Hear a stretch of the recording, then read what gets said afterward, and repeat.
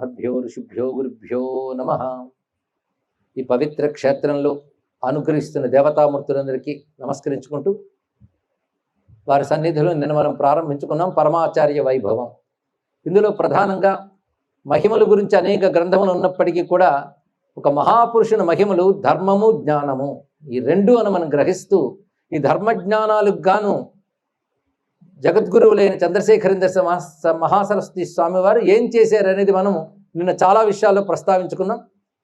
1894 నుంచి 1994 వరకు ఆ 100 ఏళ్ల జీవిత కాలంలో 13వ ఏట సన్యాసం స్వీకరించి అటుపై ఉన్న జీవితం అంతా కూడా ఆ మహానుభావులు తన తపశ్శక్తితో, తన ప్రబోధంతో, తన ఉనికితో పావనం చేశారు. ప్రధానంగా స్వాతంత్రం రాకపూర్వము, స్వాతంత్రం వచ్చిన తర్వాత వారు ఉన్నారు. ఆ ఉన్న సమయంలో ఆ సంధికాలంలో భారతదేశ స్వాతంత్రం సిద్ధించినప్పుడు మతానికి ఆయన చేసిన మహాప్రయోజనం ఆనాటి న్యాయశాస్త్రవేత్తలతో సంభాషించి అప్పుడున్న రాజకీయవేత్తలతో మాట్లాడి రాజ్యాంగంలో మతాన్ని రక్షించుకునేటువంటి స్థితి కల్పించినదే జగద్గురువులను మనం చెప్పుకున్నాం. అలా వారు సాధించిన ప్రయోజనం చూస్తే ఒక అవతార ప్రయోజనం అనిపిస్తుంది. అవతారంలో ఎలా నిర్ణయిస్తాం అంటే ఎవరి వల్ల ధర్మానికి జ్ఞానానికి ఉపకారం జరుగుతుందో వాళ్ళని సిద్ధపురుషులు మహాత్ములు అంటారు. అది ఆశ్చర్యకరంగా సామాన్య మానవులకు కూడా సాధ్యం కాదు అన్నప్పుడు మనం అవతారములకు భావన చేస్తాం. ఇలాంటి అవతారములు ఎలా అంటే భగవద్ అంశతో వచ్చినటువంటివి అని భావించాలి. అలా వచ్చినటువంటి పరమాచార్యుల యొక్క వైభవంలో నిన్నటి రోజున అనేక విషయాలను ప్రస్తావన చేసుకున్నాం. ఆనాడు ఆయన ఇచ్చినటువంటి ఇంటర్వ్యూల్లో మనకి ఇచ్చిన ప్రబోధములు ధర్మం యొక్క స్వరూపం కూడా గ్రహించాం. అసలు హిందూ మతం అంటాం కానీ దాని స్వరూపం ఏమిటో నిన్న జగద్గురువుల మాటల ద్వారా గ్రహించాం. ఇది వివిధ శాఖలుగా విడిపోయింది కాదు, అనేక శాఖలుగా ఉన్న మహావృక్షము అని గ్రహించాలి. ఇక్కడ అదే ఆయన ప్రతిపాదన చేశారు. కనుక మిగిలిన వాటిని శాఖలుగా చెప్తూ ఇదంతా ఒకటే ధర్మం అని చెప్పడానికి ఆయన అద్భుతమైన మాట చెప్పారు. అదేమిటంటే వీళ్ళందరికీ కూడా వివిధ శాఖలుగా కనబడుతున్న వారందరికీ పరమ ప్రమాణం వేదం. కనుక వేదంతో ఉన్నటువంటివి ఇవన్నీ వేదము నుండి వచ్చినవి, వేదముతో అనుబంధం ఉన్నవి గనక వేదముతో అనుబంధం ఉన్నవన్నీ కూడా ఒకే మతం అవుతుంది. అది వేదమతం. అది ఋషులు ఇచ్చింది కనుక ఆర్షమతం, అదే హిందూ మతం అని మనం ఏంటో మనకి వారి మాటల ద్వారా స్పష్టం చేశారు. దాని తర్వాత మనం నిశ్చయించుకోవాల్సిన మరొక విషయం ఏంటంటే వారు ప్రబోధముల ద్వారా మన కర్తవ్యం ఎప్పటికప్పుడు తెలుసుకోవాలి. అందుకే ఆ నిశ్చయంతో అనునిత్యం వారి సారథిని మనం అధ్యయనం చేయాలి. అంటే వారు ప్రసాదించిన వాక్కును మనం అధ్యయనం చేయాలి. వారి వాంగ్మయం చాలా విస్తారంగా ఉన్నది. అవి అత్యంత క్లుప్తంగా మధురంగా ఉంటాయి. సామాన్యులకు కూడా హృదయంలోకి చొచ్చుకుపోయేటట్లుగా సనాతన ధర్మాన్ని వారు చెప్పారు. అది ఎవరు చదివినా వారికి తెలుస్తుంది. వాయిస్ ఆఫ్ గాడ్ అని చూసుకున్న దాన్ని దేవుని స్వరం అనే పేరుతో విడుదల చేశారు. తత్పూర్వం మనకి జగద్గురు బోధలు అనే పేరుతో కొన్ని సంపుటులు సాధన గ్రంథ మండలి ద్వారా వచ్చాయి. ఇవి కాకుండా అనేక గ్రంథములు వెలువడ్డాయి కూడా. అన్ని భాషల్లోనూ వచ్చాయి. మనం దేశ భాష గురించే మాట్లాడుతున్నాం. ఆయన అనేక భాషల్లో మాట్లాడేవారు. ఆయన అదొక ఆశ్చర్యకరమైన అంశమే. అయితే ఇంగ్లీష్లో కూడా వారి గ్రంథములు వచ్చాయి. అవి చదివి పాశ్చాత్యులు కూడా ప్రభావితులయ్యారండి. వారికి సనాతన ధర్మం మీద సంపూర్ణమైన అవగాహన కలిగింది. కనుక ఇప్పుడు తరం మన ధర్మం అంటే ఏమిటో అవగాహన చేసుకోవాలి అంటే ఏ పుస్తకం చదవాలని ఆలోచించిన అవసరం లేదు. జగద్గురు చంద్రశేఖరేంద్ర సరస్వతి మహాస్వామి వారి గ్రంథములు అధ్యయనం చేస్తే చాలు. అది ఇచ్చిన వెలుగుతో మీరు ఏ గ్రంథమైనా చదవండి. వారు ఇచ్చినటువంటి ఒక జ్ఞానకాంతి ప్రసారం, దానితో మీరు రామాయణం చదివినా, భారతం చదివినా, పురాణములు చదివినా, ఏవి అధ్యయనం చేసినా వాటి యొక్క స్పష్టత మనకు తెలుస్తుంది. ఎందుకంటే అనేక శాస్త్రములు చదువుతుంటే అయోమయం ఎక్కువ అవుతుంది. చదవకు ముందు ఒకటే సందేహం ఉండేది, చదివిన తర్వాత 1000 సందేహాలు వచ్చాయి అన్నాడు ఒక ఆయన. అలాంటి సందేహాలకు ఆస్పదం ఉంటుంది. ఎందుకంటే జ్ఞానం ఎక్కడ విస్తారంగా ఉంటుందో అక్కడ సందేహం వచ్చే అవకాశం కూడా ఉంటుంది. కానీ సందేహం మన లోపమే కానీ శాస్త్రం యొక్క లోపం కాదు. దాన్ని ఎలా పరిష్కరించుకోవాలి అంటే గురువు యొక్క శిక్షణ మనకు అవసరం. అలాంటి గురువుల్లో మన ఆదిశంకర భగవత్పాదుల వారి తర్వాత ఎందరో మహాత్ములు ఉన్నారు. కానీ మనకు అందుబాటులో ఉన్న మహాత్ములు చంద్రశేఖరేంద్ర సరస్వతి మహాస్వామి వారు. అందుకు వారి వాక్యములు నిరంతరం మననం చేయాలి అని మనం చెప్పుకుంటూ వారు ఏ విధంగా ధర్మోద్ధరణ చేశారు అనడానికి కొన్ని ఘటనలు మనం తీసుకున్నాం. అందులో ఆగమ శిల్ప సదస్సు అనే దాని గురించి ఒక ప్రస్తావన చేశాం. ఈ ఆగమ శిల్ప సదస్సు ద్వారా సనాతన ధర్మానికి సంబంధించిన అనేక శాస్త్రములను పరిచయం చేశారు వారు.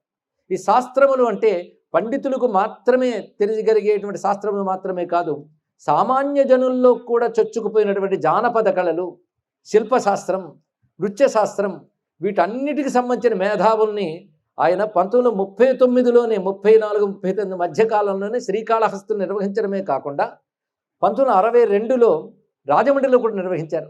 చిత్రం ఏంటంటే దేశంలో కాశ్మీర్ నుంచి కన్యాకుమారి వరకు అన్ని ప్రాంతాల నుంచి వచ్చారండి మేధావులైనటువంటి వారు. దాని తర్వాత విదేశాల నుంచి వచ్చిన వాళ్ళు ఉన్నారని కూడా చెప్పుకున్నాం, కాంబోడియా మొదలైన దేశాల నుంచి. దీన్ని బట్టి సనాతన ధర్మం యొక్క స్వరూపం అన్ని కోణాల నుంచి ప్రజల్లో హృదయాల్లో నాటుకోవడానికి ఆ మహానుభావులు చేసిన కృషిని ప్రత్యేకంగా అధ్యయనం చేయవలసినది. పరమాచార్యులు అంటే ఒక మహామహిమాన్వితులు అని మహిమల్ని పొగడ్డం అవసరమే కావచ్చు, కానీ వాళ్ళ అసలు మహిమ ధర్మ ప్రతిష్టాపన, వారి అసలు మహిమ జ్ఞాన వ్యాప్తి. మహాపురుషుల నుంచి 2 మాత్రమే మనం ఎక్కువగా స్వీకరించాలి. అలాగని మహిమలు ఉండవని కాదు, ఉంటాయి. అది వారి తపశ్శక్తి వల్ల మన వైపు ప్రసరిస్తాయి. వీళ్ళని ఈ విధంగా అనుగ్రహించాలని మనం అనుకోనక్కర్లేదు. దీపం దగ్గర మనం నిలబెడదాం అనుకోండి, ఆ దీపం వీడికి కాంతినిద్దాం అనుకోనక్కర్లేదు. నిలబెడితే చాలు కాంతి వస్తుంది. మహాత్ముల సమీపానికి చేరితే చాలు వాళ్ళ మహిమలు ప్రసరిస్తాయి. వాళ్ళ మహిమలను ఆయన ఎలా ఇంకొక దాని ఉంది ఆపాదించారో మనం గమనించిన అంశాన్ని ఒకసారి గుర్తు చేస్తున్నారు. ఒకసారి కామాక్షి మాత, ఇంకోసారి గోమాత, ఇంకోసారి రామనామం. అంటే తన అనుగ్రహమైనా వాటి ద్వారా వచ్చేటట్లు చేసి ఇది భగవద్ అనుగ్రహం అని తెలియజేసిన వైనములు చాలా ఉన్నాయి. ఇవాళ మరికొన్ని విషయాలు మనం చెప్పుకోవడానికి ఉద్యుక్తమవుతున్నాం. నిన్న ఒక విషయం చెప్పుకున్నాం, సౌందర్యలహరి శివానందలహరి ఎలా ఉన్నదో పరమాచార్యులపై అలాంటి అద్భుతమైన గ్రంథం ఒకటి ఉంది అని చెప్పుకున్నాం. అది ఒక మూక పంచశతి ఎలాంటిదో అలాంటిదండి. ఈ రచించిన వారు కల్లూరి సుబ్రహ్మణ్య దీక్షితులు గురుకృపాలహరి. ఈ మాట ఎందుకు చెప్పానంటే శ్రద్ధాళువులు అధ్యయనం చేయవచ్చు. అది మళ్ళీ నేను ఎత్తుకుంటే పరమాచార్యుల గురించి చెప్పాలంటే నాకు సప్తాహం కావాల్సి వస్తుంది. సప్తాహం నవాన్నం చెప్పగలిగినంత గొప్ప చరిత్ర ఉన్న ఆచార్యులు పరమాచార్యుల వారు. ఆ గ్రంథంపై భాషించే భాగ్యం నాకు లభించింది నేను చెప్పుకున్నాం కనుక అది గుర్తుకొచ్చింది. అందులో ఆ శ్లోకముల ద్వారా పరమాచార్యుల యొక్క అంతఃశక్తిని మనకు నిరూపించారు ఆయన కల్లూరి సుబ్రహ్మణ్య దీక్షితులు అనే మహానుభావులు. ఆయన గొప్పతనం ఇంకా తెలియాలి అంటే నారాయణీయం అనే 1000 శ్లోకాల సంస్కృత గ్రంథాన్ని అద్భుతంగా తెలుగు పద్యాల్లో రచించిన మహాకవి ఆయన. అంతేకాకుండా మూక పంచశతి అనబడే 500 శ్లోకాలని తెలుగు పద్యాల్లో అందించిన మహానుభావులైన అంత గొప్ప కవి. అయితే ఆయన చెప్పేది నాకేమీ తెలియదు, నేను కవిని కాగలిగానంటే పరమాచార్యుల యొక్క అనుగ్రహమే. ఒకప్పుడు ఆయన అనేక మంది మంత్రోపాసకులు సిద్ధపురుషులు పరమాచార్యుల వద్దకు వచ్చినప్పుడు వారిని చూస్తుంటే దుఃఖం కలిగిందిట.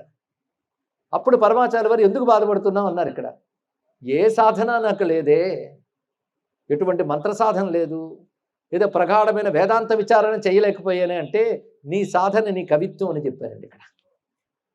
అప్పుడు విశ్వనాథ వారి ఒక పద్యం గుర్తొస్తుంది, కవితారూప తపస్సు చేసేదను శ్రీకంఠ అన్నారు. ఇక్కడ ఈశ్వరానుగ్రహం కోసం కవి కవితారూపాన్ని తపస్సు చేస్తాడు. ఆయన తపఫలంగా సాక్షాత్కరింపజేసిన గ్రంథమే గురుకృపాలహరి. మరొకటి సనాతన ధర్మానికి ఆ రోజుల్లో కృషి చేసిన మహాపండితులు జటావల్లభులు పురుషోత్తమ గారు. చాలామంది గుర్తుండే ఉంటుంది, లేకపోతే ఆయన చరిత్ర కూడా తెలుసుకోవాలండి. కొవ్వూరు గీర్వాణ విద్యాలయంలో ఆయన అధ్యక్షులుగా ఉన్నటువంటి వారు. అసలు నిజానికి దాని యొక్క ప్రాచుర్యం తెచ్చిన వారు ఆయన. ఆ మహానుభావులు జగద్గురు ప్రశస్తి అని ఒక అత్యద్భుతమైన గ్రంథం రచించారు. అందులో మన జగద్గురువులు చంద్రశేఖరేంద్ర సరస్వతి స్వామి వైభవం కనబడుతుంది. ఇవన్నీ స్తుతిరూప గ్రంథములు కాదు, పరమాచార్యులంటే కూడా మనకు తెలియజేస్తుంది. అది వారి స్వానుభవంతో చెప్పినటువంటిది. శ్రీ చంద్రశేఖరాక్షేంద్ర సరస్వత్యాగమాద్భువి దృశ్యతే శుభ్రతేజస్త శ్రూయతే శృతి నిక్వణ. చంద్రశేఖర అనే పేరుతో సరస్వతీదేవి భూమి మీదకి వచ్చింది అన్నారు. వారు ఎలాగూ సరస్వతీ నామమే కదా. సన్యాస సంప్రదాయంలో భారతీయ సంప్రదాయం ఒకటి, ఇంద్ర సరస్వతి సంప్రదాయం ఒకటి. అంటే చంద్రశేఖరేంద్ర సరస్వతి స్వామివారు. ఆయన తేజస్సు శుభ్రమైనది అన్నారు, నిర్మలమైన సాత్విక తేజస్సు. ఆయన వాక్కు శృతి నిక్వణ. శృతి నిక్వణ అంటే చెవుల్లో మారుమ్రోగుతుందని ఒక అర్థం. శృతే నిక్వణించిందంటే వేదమే ధ్వనిస్తుంది వారి మాటల్లోని గొప్పగా తెలియజేశారు. ఆయన అనేక ఆచార్యులు పెట్టు పరమాచార్యులు వారు. దీని గురించి తాడేపల్లి రాఘవనారాయణ శాస్త్రి గారి మహాపురుషులు పరమాచార్యుల గురించి చెప్తూ ఒక అద్భుతమైన మాట అన్నారండి. ఒక్కొక్కరి పరమాచార అనుభవం నేను చెప్పాలి అంటే ఇందాక చెప్పినట్టు చాలా అవుతుంది, కానీ ఒక్కొక్కరు కొన్ని మహావాక్యాలు లాంటి మాటలు అన్నారు. ఆయన ఏమన్నారంటే వశిష్ఠాది బ్రహ్మర్షుల వంటి వారే పరమాచార్యుల వారు అన్నారు. అంటే మనం ఎవరు వశిష్ఠుడు ఇవన్నీ చూస్తాం కదా, ఆ ఋష్యత్వం వారిలో కనబడుతుంది అని తెలియజేశారు. అంతేకాదు శంకరులు, కుమారుల భట్టు, అలాగే మాధవ విద్యారణ్యులు, వీరందరూ కూడా సనాతన ప్రతిష్టాతల్లో ముఖ్యమైన వారు. కుమారుల భట్టు అనేటువంటి వారు చాలామందికి తెలిసిన విషయమే. శంకరులు ఆయన ద్వారా తన బ్రహ్మసూత్ర భాష్యానికి వార్తికం రచింపజేయాలి అనుకున్నారు. అప్పటికి కుమారుల భట్టు ఒకానొక కారణం చేత తుషాగ్ని ప్రవేశం చేసి, తుషాగ్ని అంటే ఊకని మండించుకుని తన శరీర పరిత్యాగం చేయడానికి సిద్ధమయ్యారు. శంకరులు వెళ్ళి, నీ చేత నా భాష్యానికి వార్తికం రాయించుకుందాం అనుకున్నానయ్యా, నువ్వేమిటి ఇలాంటి పని చేస్తున్నావు, కాస్త ఇది ఆపివేసి నువ్వు ఇది రచించు అన్నారు. ఆయన నేను ప్రతిజ్ఞ పట్టాను కనుక శరీరం పరిత్యజించక తప్పదు, కానీ ఏది మీ గ్రంథం ఇలా ఇవ్వండి అన్నారే. అది చూసి ఆశ్చర్యపోయి, ఈ భాష్యం గొప్పది, పైగా నేను ప్రాణత్యాగానికి సిద్ధమైన సమయంలో మీరు రావడం ఎలా ఉన్నదంటే కాశీక్షేత్రంలో మరణించే వాడికి రుద్రుడు వచ్చి మంత్రోపదేశం చేసినట్లు అనిపించింది అని చెప్పారు. అని ఆయన ఏమంటారంటే, అనేక వార్తికాలు నాకు స్ఫురిస్తున్నాయి కానీ ఇప్పుడు నేను రాయలేను, నా శిష్యుడు మండన మిశ్రుడు ఉన్నాడు, ఆయన వద్దకు వెళ్ళి ఆయన ఓడించి ఆయన చేత రాయించన్నారు. ఇక్కడ మనం గమనించవలసింది ఏంటంటే, అప్పుడు కర్మ మీమాంస అని ఒక శాస్త్రం మనకి, అంటే వేదము చెప్పిన కర్మలు ఆచరిస్తేనే మోక్షము అని ఒక సిద్ధాంతం. ఈ మీమాంస ప్రవర్తకుడు జైమిని మహర్షి, దానికి భాష్యకర్త శాబర భాష్యం ఉంది, దాన్ని ప్రచారం చేసినటువంటి వారు కుమారుల భట్టు. కానీ కుమారుల భట్టు అని ఆయన వేదములో పూర్వాంగమైనటువంటి కర్మ మార్గాన్ని ప్రతిష్ఠ చేశారు, ఉత్తరాంగమైన జ్ఞాన మార్గాన్ని ఆదిశంకరులు ప్రతిష్ఠ చేశారు. అంటే ఆయన అక్కడి దాకా తీసుకొచ్చిన దాన్ని పరిపూర్ణం చేశారు శంకరులు. ఇది తెలుసుకోవాలి. అయితే కర్మ గొప్పదా జ్ఞానం గొప్పదా, ఇది పెద్ద ప్రశ్న. న కర్మణా న ప్రజయా ధనేన త్యాగేనైకే అమృతత్వ మానసు అని మంత్రం మనం చెప్తున్నాం. కర్మతో కానీ సంతానముతో కానీ అమృతత్వమైన మోక్షాన్ని పొందలేము అని వేదమే ఉపనిషత్ మంత్రాల్లో చెప్తోంది కదా. అటువంటప్పుడు కర్మ మార్గాన్ని అంత చెప్పవలసిన అవసరం ఏముందయ్యా అంటే, ఆ కర్మ మార్గం అనుష్ఠిస్తే కానీ చిత్తశుద్ధి రాదు, చిత్తశుద్ధి వస్తే కానీ జ్ఞానం రాదు. కనుక పూర్వాంగంగా కర్మ అవసరమే, కానీ కర్మ మాత్రమే నేరుగా మోక్షాన్ని ఇస్తుంది అనేదాన్ని అంగీకరించకూడదు. అందుకేం చేశారంటే, కర్మ మార్గాన్ని కర్మమీమాంసను ఖండించడం అంటే అర్థం అది అర్ధరహితమని చెప్పడం కాదు, అది లేనిది చిత్తశుద్ధి రాదు. కానీ చిత్తశుద్ధికై కర్మ చేయడం గొప్పది. ఆ లక్ష్యం లేకుండా కర్మల వల్ల ఏదో ఫలాలు కోరుకునేవారు ఉంటారే, వారికి ఆ లక్ష్యం చెప్పక్కర్లే, ఫలాల కోసమైనా సత్కర్మను ఆచరించండి. కొన్నాళ్ళకి అర్థమవుతుంది ఫలాలేమీ శాశ్వతం కాదు అని. అప్పుడు శాశ్వతమైంది కైవల్యం. కైవల్యానికి ఏం చేయాలంటే చిత్తశుద్ధికై కర్మను వినియోగించాలి. అది చిత్తస్య శుద్ధయే కర్మ కృతఘ్నస్య నివృత్తయే అని శాస్త్రం చెప్తున్నది. అందుకే ఈ కర్మ మార్గాన్ని శంకరులు కాదనలేదు, కర్మ మార్గం నేరుగా మోక్షం ఇవ్వదని చెప్పారే తప్ప కాదనలేదు. కనుక వేదము ద్వారా వచ్చిన అనేక దర్శనాలని శంకరులు కాదనలేదు. యోగ దర్శనం ఉంది, దాన్ని ఆయన కాదనలేదు. వాటన్నిటినీ కూడా అవి సాక్షాత్ కైవల్యప్రదములు కావు, సహకారి మాత్రమే, కైవల్యం జ్ఞానంతో మాత్రమే లభిస్తుంది అన్నారు. ఆ జ్ఞాన మార్గ ప్రతిష్టాపనే శంకరులు పనిపూనుకుని చేశారు. దానికి మరొకటి వేదాంత మత ప్రతిష్టాపన, దానికి మరొక పేరు. రెండవది బ్రహ్మ విద్యా సంప్రదాయ ప్రవర్తక. అంటే బ్రహ్మ విద్య అంటే వేదాంత విద్య, దానికి ఒక సంప్రదాయం ఉంది, అది ఇవాళ రేపు పుట్టేలేదు. కొంతమంది అంటుంటారు, మీ ఆచార్యులకు మాత్రం విగ్రహాలు లేవా, మీ ఆచార్యులకు మాత్రం పూజలు లేవా, మేం చేస్తే తప్పేముందని. ఎవరు ఏం చేసినా వారి విశ్వాసానికి ఎప్పుడు గౌరవించాలి. కానీ శంకరాచార్యులను పూజించడం అంటే వేదాన్ని పూజించడం. వేదం సనాతనమైనటువంటిది, వేదంలో ఉపనిషత్ ధర్మం ఏది ఉందో అది బ్రహ్మ విద్య. దానికి ఆది ప్రవర్తకుడు ఎవరు అంటే దక్షిణామూర్తి హయగ్రీవ స్వామి, అంటే సాక్షాత్ భగవంతుడు. అందుకే నారాయణ సమారంభం సదాశివ సమారంభం అంటాం, అక్కడి నుంచి వచ్చినది. కనుక మనం ఆదిశంకరులను అర్చిస్తున్నాము అంటే సాక్షాత్ ఆది గురువైనటువంటి సదాశివ లేదా నారాయణులను ఆరాధిస్తున్నాం అర్థం. అక్కడి నుంచి ఇక్కడి వరకు వచ్చిన గురు పరంపరని, ఆ విద్యను వ్యాప్తి చేసిన వారిని ఆరాధిస్తూ వస్తాయి. అందుకని దానికి విరుద్ధమైనటువంటి మార్గంలో ఉన్నటువంటి వారికి మనం అలా చేయట్లేదు కదా, ఇది తెలుసుకోవాల్సింది. అందుకు ఆచార్యులు కుమారులు భట్టును కాదనలేదు. మరి ఇప్పుడు మన జగద్గురు చంద్రశేఖరేంద్ర సరస్వతి స్వామి ఎటువంటి వారు అంటే గ్రహించి చెప్పగలిగిన మహాపండితులు పురుషోత్తమ గారు చెప్తున్నారు ఇక్కడ. శ్రీ శంకరో జ్ఞానపథ ప్రచారే కుమారిలో ధర్మవిధి ప్రబోధే శ్రీ మాధవో వేద సురక్షణేశ సాక్షాచ్చుకో భక్త్యుపదేశ ఏష అన్నారు. అద్భుతమైన శ్లోకం అండి. చంద్రశేఖరేంద్ర సరస్వతి స్వామిని అర్థం చేసుకోవడానికి ఈ మహానుభావుడు చెప్పిన మాట తెలుసుకోవాలి. ఇక్కడ జ్ఞానపథం ప్రచారం చేయడం శంకరులే అన్నారు, అంటే అసలు లక్ష్యం అది. కానీ కుమారిలో ధర్మవిధి ప్రబోధే, ధర్మ మార్గాన్ని ప్రతిష్ఠ చేయడంలో కుమారులు భట్టంతటి వారు అన్నారు. అందుకే అనేక చోట్ల చెప్తారు, కర్మని ధర్మాన్ని విడిచిపెట్టరాదు. ఇది ఎలాంటిది అంటే ఒడ్డుకు చేరక పడవ వదలవచ్చు కానీ ఒడ్డుకు చేరకుండా నదిలోనే పడవ వదిలేయరాదు.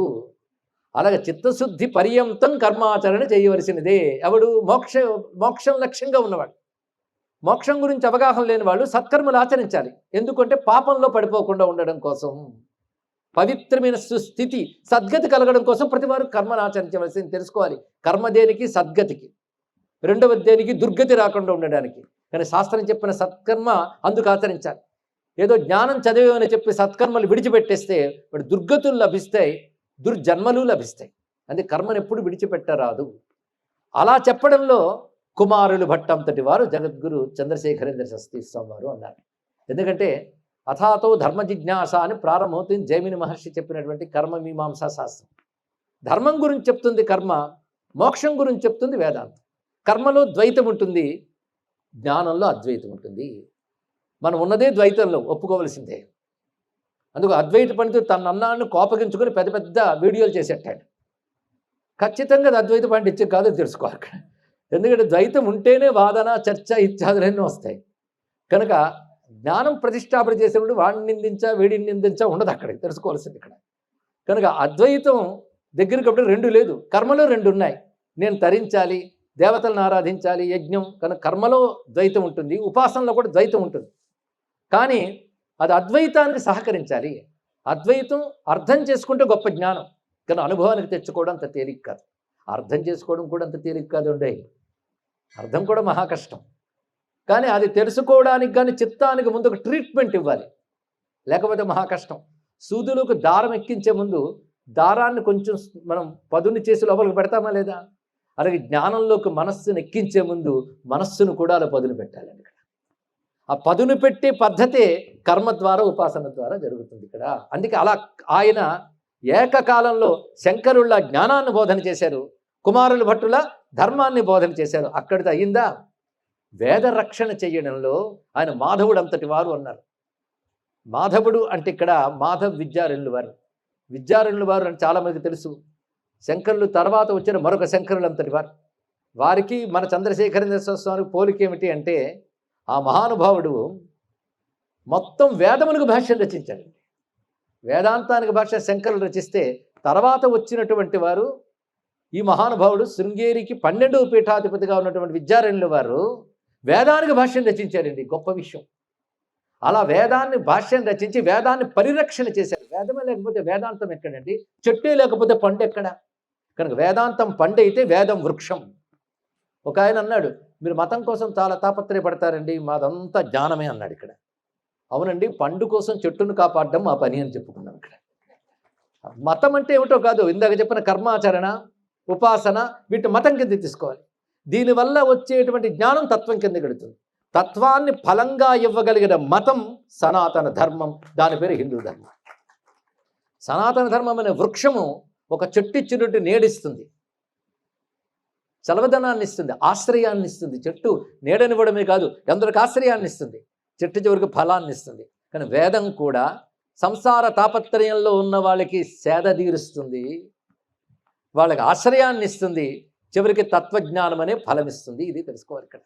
అందుకే ఈయన ధర్మ ప్రబోధనలో అది మాధవ విద్యారణ్యులు ఎక్కడ కనబడతారు ఆయనలో అంటే వేద సురక్షణేచ, వేదం రక్షించడం కనబడతారు. సాక్షాత్ సుఖో భక్త్యుపదేశ కాలే, భక్తిని బోధించేటప్పుడు సాక్షాత్ సుఖమహర్షి అన్నారు ఇక్కడ. అంటే భాగవతం, భక్తి శాస్త్రం. పరమాచార్య గ్రంథములు చెప్తే నిన్న మనం చెప్పినట్లుగా వాడులో కాసింతో కూసింతో విష్ణు భక్తి ఉంటే వాడు పరమ వైష్ణవుడైపోతాడు, శివభక్తి ఉంటే పరమ శివుడైపోతాడు. అలా శివుని గురించి కానీ విష్ణువు గురించి కానీ సామాన్యులు కూడా అరటిపండు ఒలిచినట్టు చెప్పగలరండి. గణపతి గురించి కానీ కుమారస్వామి గురించి కానీ ఒకటేమిటి, సనాతన ధర్మం ఒప్పుకునే పంచదేవతల గురించి కూడా ఎంత చక్కగా సులభంగా తెలియజేస్తారు. గంభీరమైనటువంటి వేదవాక్యములను కూడా సామాన్యులకు అర్థమయ్యేటట్టు చెప్పడం ఒక అవతారమూర్తికి సాధ్యమవుతుంది. చిన్న మాటలో మహావాక్యాన్ని చూపిస్తారు ఇక్కడ. అలాగే వాల్మీకి రామచంద్రమూర్తి గురించి చెప్తూ ఆయన యొక్క లోకజ్ఞత ధర్మజ్ఞత చెప్పారు. ఇటు లోకజ్ఞత బ్రహ్మజ్ఞానం రెండూ కలిగిన మహానుభావులు పరమాచార్యుల వారు అని మాట. బ్రహ్మజ్ఞ లోకజ్ఞ మిమం మహాంతం సంపశ్యత జ్ఞాయతయేవ మానం అన్నారు ఇక్కడ. అంటే వారి దగ్గర రెండు ఉన్నది, లోకజ్ఞత బ్రహ్మజ్ఞానం రెండు ఉండే, లోకజ్ఞానం బ్రహ్మజ్ఞానం. ఇది ఎలా ఉన్నదో పరమాచార్య జీవితం పరిశీలించాలి. వీటన్నిటికీ ముందు సిద్ధాంతంలో ఈ శ్లోకములు చెప్పి ఉదాహరణలుగా వారి జీవితాన్ని ఇప్పుడు మనం చెప్పుకోబోతున్నాం. ఇక్కడ ఆయనకున్న లోకజ్ఞానం సామాన్యం కాదండి. ఏదో ఒక చోట కూర్చున్న పండితులు లేదా జ్ఞాని సన్యాసి ఈయనకు తెలుసు అనుకుంటాం. నిన్ననే మనం చెప్పుకున్నాం, భౌగోళిక శాస్త్రవేత్తలు అలాగే ఖగోళ శాస్త్రవేత్తలు చారిత్రక పరిశోధకులు కూడా వారి దగ్గరకు వచ్చి సందేహాలు నివృత్తి చేసుకునేవారు అంటూ ఏ విధంగా ఆయన చూపించారో ఆశ్చర్యం కలుగుతుంది. ఒకసారి ఒక విదేశీయుడు వచ్చి రష్యా దేశం నుంచి వచ్చారట. ఆయన వచ్చి మాట్లాడుతూ ఉంటే రష్యా పేరు ఎలా వచ్చిందా తెలుసా అన్నారు. ఇక్కడ ఇది ఆశ్చర్యకరమైన విషయం అండి. రష్యా గురించి ఆయన మాట్లాడటం ఏమిటి, మనకు ఆశ్చర్యం కలుగుతుంది అని చెప్తూ, హిమాలయాలకి దక్షిణా పథంలో ఉన్నటువంటిది భరతవర్షం, ఉత్తర పథంలో ఉన్నది ఋషివర్షం. ఈ ఋషివర్షమే రష్యా అయినది అని చూపించారు ఆయన. అనడానికి మీ ప్రాంతాల్లో ఇప్పటికీ కొన్ని పేర్లు ఉన్నాయి, చెప్తాను విను అన్నారు. ఇక్కడ అందుకు లోపాముద్ర అనే పేరు కొంచెం మార్పు చెంది లోపామిట్ర అని ఇచ్చాది పేర్లతో అక్కడ ఉందిటండి. అలా వేదంలో చెప్పిన కొన్ని శబ్దాలు ఇప్పటికీ ఆ దేశంలో ఎక్కడెక్కడ ఎలా వాడబడ్డాయో చెప్పారు ఆయన. చూడకుండానే మా దేశంలో ఉన్న గొప్పతనం ఎంత చెప్పారే, మీరు వచ్చి చూస్తే ఎంత చెప్తారంటే రష్యాకి నడిచి రావచ్చా అని అడిగారు. ఆయన మాటల్లో చలుపుతులు ఉంటాయండి, చమత్కారాలు. అంటే ఆయన ఎప్పుడు కూడా కాలినడకనే నడిచారు, మహా అయితే పల్లకి ఎక్కారు, కానీ మోటారు వాహనం జీవితకాలంలో ఎక్కనటువంటి యతీశ్వరుడు ఆయనే. అందుకే నేను చెప్పాం, సనాతనమైన యతి ధర్మాన్ని అంటే సన్యాస ధర్మాన్ని తూచా తప్పకుండా పాటించినటువంటి యతీశ్వరుడు గారు మొదటి గుర్తు రావాల్సిన వారు ఈ మహానుభావుడు. అలా పాటించారండి ఇక్కడ. అందుకే ఆయన మాట అన్నారు. దీన్ని బట్టి లోకజ్ఞత ఎంత ఉందో తెలుసుకోవాల్సిందే. నిన్న కపిలారణ్యం గురించి కాలిఫోర్నియాతో చెప్పడం, ఆస్ట్రేలియాలో శివనాట్యం గురించి మాట్లాడడం, ఇవి చూస్తుంటే ఆశ్చర్యం కలుగుతాయి. సరే, భాష గురించి ఆయన మాట్లాడిన తీరులు చూస్తే మరీ చిత్రంగా విడ్డూరంగా కూడా కనబడతాయి. కనుక లోకజ్ఞత బ్రహ్మజ్ఞత రెండూ కలిగిన మహానుభావులుగా మనం చెప్తూ, తద్దర్శనం పాప వినాశనం స్యాత్, తద్భాషణం శ్రోత్ర విభూషణంచ, తద్బోధనం గ్రంథి విభేదనంచ, తత్ సంస్మృతి సర్వశుభప్రదాత్రి. ఇందులో ఒక్కొక్క వాక్యం చాలా గొప్పవండి. ఆయన దర్శనం చేస్తే పాపం పోతుంది, అప్పుడు చేసిన వాడు ధన్యులు. కనుక పాపం పోతుందని సందేహం లేదు. అసలు పాపం అంటే పాప బుద్ధి కలగడమే పాపం వల్ల, అంతే కదా. అందులో పాప సంస్కారం బాగా ఉంటే అది ముందు ఏ రూపంలో బయటకు వస్తుందో తెలుసా? నాస్తికత్వ రూపంలో వస్తుంది. కనుక నాస్తికుడు అంటే పాపం బాగా పండిపోయాడు అని అర్థం. కానీ దర్శిస్తే చాలు వాళ్ళకి నాస్తికత్వం పోయేదిటండి. ఎంతమంది ఒక ఆయన తాగి వచ్చి మధ్యలో ఆ మార్గానికి అటకాయించట, ఆయన తొలగించాలని ప్రయత్నించారు. అతను పరమ నాస్తికుడు మాత్రమే కాదు, హిందూ ద్వేషతుడు. ఏమిటయ్యా నీ గొప్పతనం ఏమిటి నీ అటకాయించాడు. పక్క వాళ్ళు అడ్డుకోపోతే ఆపెట్ట, ఆపి వాళ్ళతో మృదువుగా మాట్లాడగానే సాష్టాంగ నమస్కారం చేసి వలవల ఏడ్చాడండి. ఇక్కడ అని ఏం మాట్లాడారని, ఏం ప్రబోధించారని ఆస్తిక నాస్తిక వాదం చేశాడు ఆయన. దర్శన మాత్రం చేతనే పాపం పోవడం అంటే ఇదొక ఉదాహరణ. రెండవది తద్భాషణం శ్రోత్ర విభూషణంచ, వారి మాటలు ఆ కాలంలో నేరుగా విన్నవారు ధన్యులు, కానీ వారి మాటలు అనుమతింపబడ్డాయి. ఎంత చక్కగా ఉంటాయంటే ఇప్పటికీ చదువుతుంటే వారు మనతో మాట్లాడుతున్నట్టే అనిపిస్తుంది. ఆపబుద్ధి వేయదు. రీడబిలిటీ అంటారే, ఆ చదివించే లక్షణం వారి శైలిలో ఉంటుంది. ఇక్కడ అది ఎప్పుడు శ్రోత్ర విభూషణం, చెవులకి విందుగా అలంకారంగానే ఉంటుంది. ఇంకొక అద్భుతమైన మాట అంటున్నారు ఇక్కడ, తద్బోధనం గ్రంథి విభేదనంచ. అద్భుతమైన మాట. గ్రంథి అంటే అవిద్య అనే ముడి, అజ్ఞానం అనే ముడి అండి. అది విడిపోతే కైవల్యమే. అది ఎలా విడిపోతుందో తెలుసా? పరమేశ్వరుడు అనుగ్రహం మన మీద రావాలి, పరమేశ్వర సదృశులైన ఆచార్యుల అనుగ్రహం రావాలి. ఈ రెండిట్లో ఏది జరిగినప్పటికీ గ్రంథి విభేదించడం జరుగుతుంది. విద్యతే హృదయ గ్రంథి ఛిద్యంతే సర్వ సంశయా క్షియ్యంతే తస్య కర్మాణి తస్మిన్ దృష్టే పరావరే. ఉపనిషద్వాక్యం. వాడు హృదయ గ్రంథి విచ్ఛిన్నమైపోతుంది అంటే అజ్ఞానపు ముడి విడిపోతుందండి. ఇక్కడ ఆ అజ్ఞానమును ముడి పెట్టేసేమనుకోండి, ఎంత చెప్పినా లోపలికి ఎక్కదు. అవునా లేదా? పాత్రని బిరడాతో మూసేసాక మీరు గంగతో దానికి అభిషేకం చేసిన లోపలికి ఒక్క చుక్క వెళ్ళదు. అది అవిద్యతో మనస్సు మూసుకుపోతే లోపలికి జ్ఞానం వెళ్ళదు. ఆ గ్రంథి విడిపోవాలి. కనుక మీరు ఎన్ని పాఠాలు నేర్చుకోండి, అది కానీ విడకపోతే మాత్రం లాభం లేదు. అది ఎలా విడుతుంది? నీ ప్రయత్నం నువ్వు చేస్తే ఈశ్వరుడు అనుగ్రహ దృష్టి ప్రసరిస్తుంది. అది ప్రసరిస్తే అప్పుడు అవిద్యా గ్రంథి భేదనం జరుగుతుంది. అది విద్యతే హృదయ గ్రంథి. అప్పుడు ఛిద్యంతే సర్వ సంశయా, అన్ని సంశయాలు అప్పుడు తొలగిపోతాయి. అజ్ఞానమని ముడి విడిపోతే, సందేహం తొలగిపోతే వేరే చెప్పాలా? అది ఛిద్యంతే సర్వ సంశయ. అప్పుడు క్షీయంతే చాస్య కర్మాణి, అనేక జన్మల నుంచి పోగు చేసుకున్న పాప పుణ్య ఉభయ కర్మలు క్షయమవుతాయి, ముక్తి లభిస్తుంది అని చెప్పారు. అలా ఇవ్వగలిగిన దృష్టే జగద్గురు దృష్టి. ఇక ఆ రోజుల్లో ఆయన విద్యా సంస్థలు అంటే అనేక కళాశాలలు, విశ్వవిద్యాలయాలు అక్కడిచ్చినటువంటి స్ఫూర్తి సామాన్యమైంది కాదండి. అప్పట్లో ఆయన 1935, 34 ఈ ప్రాంతాల్లో వారణాసి క్షేత్రానికి వెళ్ళారు. ఆ కాశీ క్షేత్రంలో ఆయనకి లభించినటువంటి ఆదరణ స్వాగతాలు సామాన్యం కాదు. అప్పుడు ఆయన ఎక్కడ అడుగు పెట్టినా అక్కడిది లభిస్తూనే ఉన్నది. అది కాశీ విశ్వవిద్యాలయం ఉంది, హిందూ విశ్వవిద్యాలయం. దాని తరపున ఒక బ్రహ్మాండమైన సభ ఒకటి ఏర్పాటు చేశారు. మదన్మోహన్ మాలవ్య గారు భారతదేశంలో ప్రాతస్మరణులుగా తలచుకోగలిగినటువంటి మహాత్ములు. వీళ్ళందరూ చారిత్రక పురుషులండి. నేటి తరం తెలుసుకోవలసిన అవసరం వాళ్ళది. హిందూ విశ్వవిద్యాలయం అని పేరు పెట్టారు. దానికోసం ఆయన పడ్డ తాపత్రయం అంతా ఇంత కాదు. ఆ రోజుల్లో అంటే స్వాతంత్ర పూర్వం హిందూ అనే శబ్దంతో విశ్వవిద్యాలయం పెట్టడానికి ఆ మహానుభావుడు ఎంత తప్పించాడో, ఈ రోజుల్లో అంత తప్పించినా కూడా సాధ్యం కాని పరిస్థితుల్లో మనం ఉన్నాం. అవునా లేదు చెప్పండి. ఆ శబ్దం పలకడానికి కూడా భయపడే పరిస్థితులు ఉన్నాం. అంటే స్వాతంత్రం వచ్చిందంటారా రాలేదంటారా?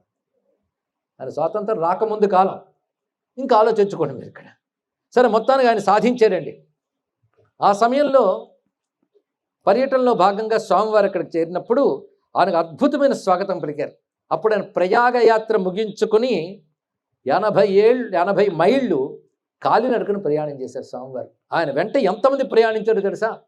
అలహాబాద్ విశ్వవిద్యాలయం వైస్ ఛాన్సలర్ డాక్టర్ గంగానాథ్ గారు, అదేవిధంగా 20 మంది మహామహోపాధ్యాయులు ఉన్నారు వారితో పాటు.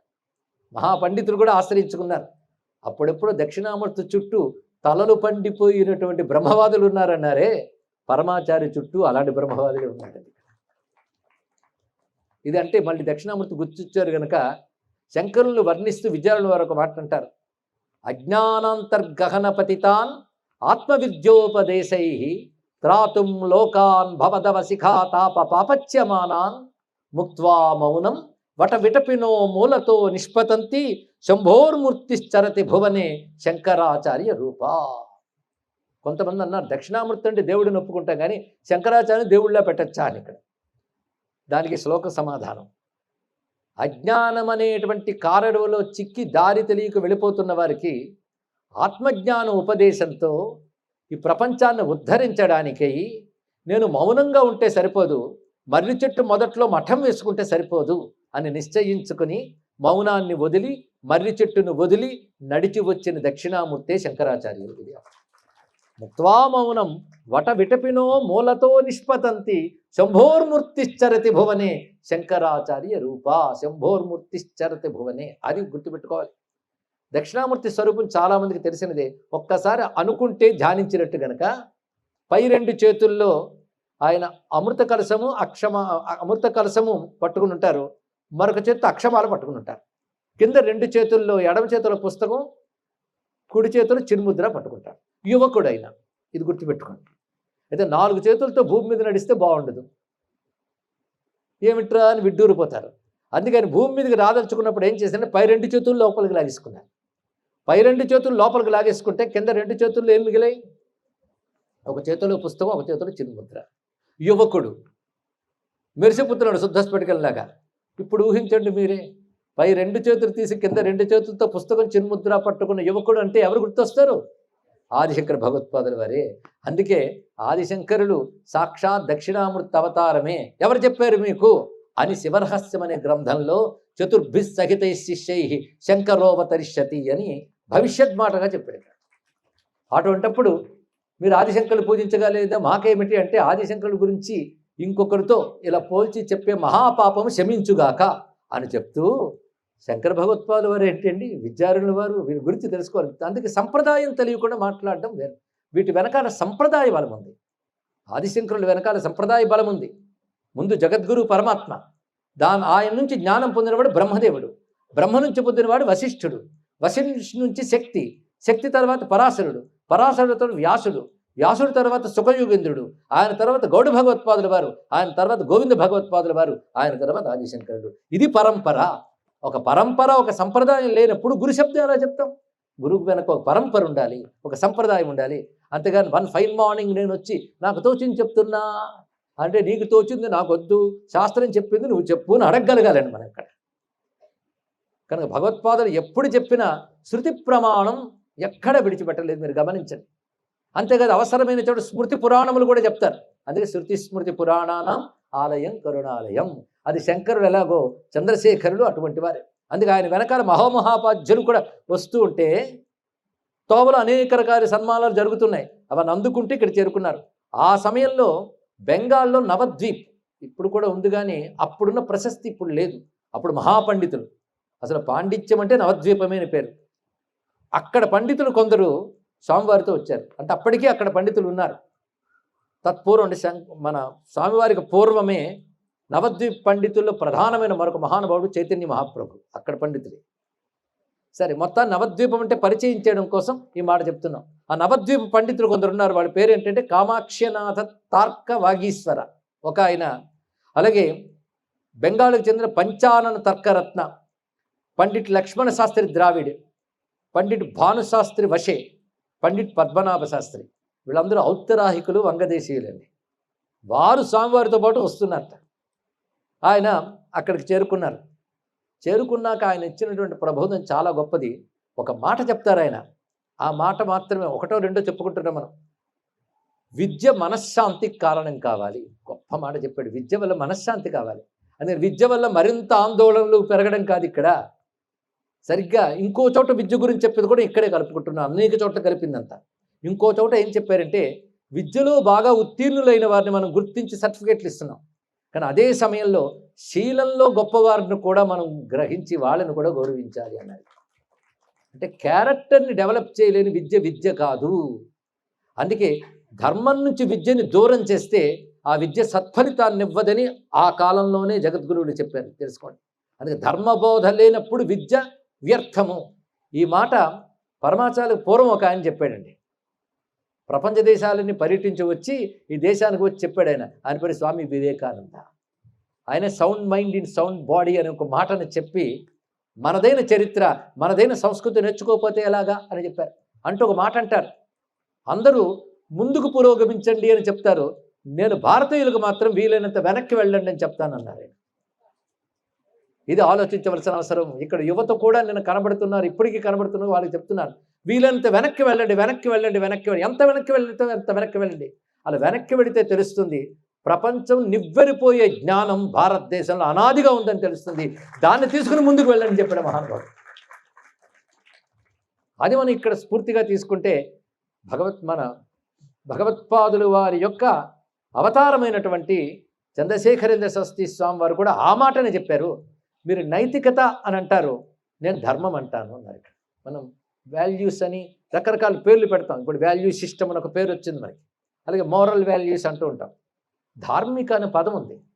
ధర్మంలో నీతి ఒక భాగం, నీతిలో ధర్మం భాగం అని చెప్పడానికి లేదు. ఇది తెలుసుకోండి. ఇక్కడ అంటే నీతి ఒక, ధర్మంలో నీతి ఒక భాగం, అదే నీతిలో ధర్మం భాగం అని చెప్పడానికి లేదు. కనుక ధర్మము నీతి, నీతి అంటే నడవలసిన పద్ధతి, దానికి నీతి అని పేరు.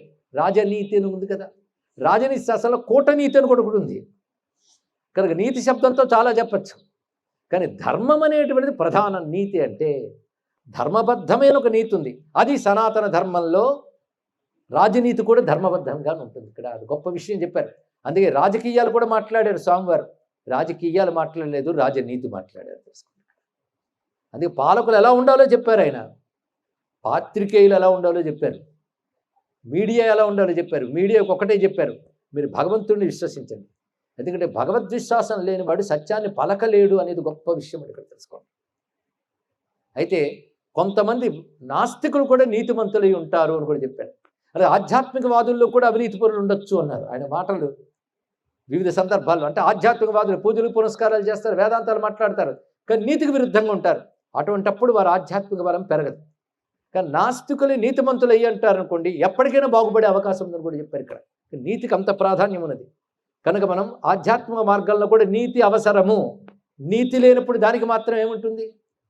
కనుక వాడు మంత్రాలు చదివాడు, పూజలు చేశాడు అన్నప్పటికీ కూడా వాడి దగ్గర సత్యము, అహింస, క్యారెక్టర్ మొదలైన ఉన్నాయో చూడాలి. అది అవసరం. ఇది ఆయన బోధించారు. విద్యకు ఉండవలసినటువంటి లక్షణం.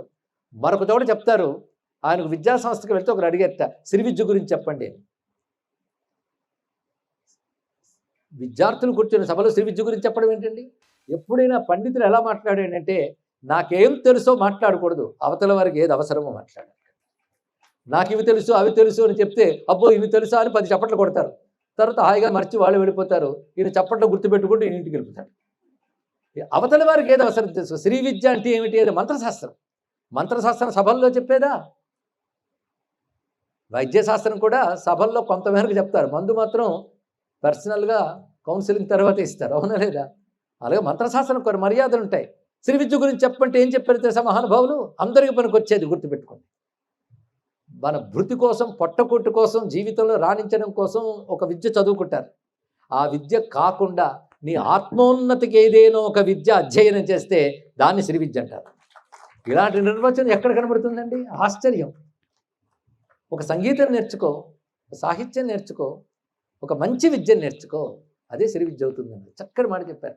ఇక యంత్రము, మంత్రము, తంత్రము, ఆ విద్య వేరే విషయం. అది అందరికీ అవసరం లేదు. ఎందుకంటే ఉపాసన వల్ల అందరూ తరిస్తారని చెప్పలేం. ఉపాసనా మార్గాల్లో రకరకాల ఉపాసనలు ఉంటాయి. అందరికీ ఒక ఉపాసన కాదు, ఎవరి బుద్ధికి తోచినట్టు వారు.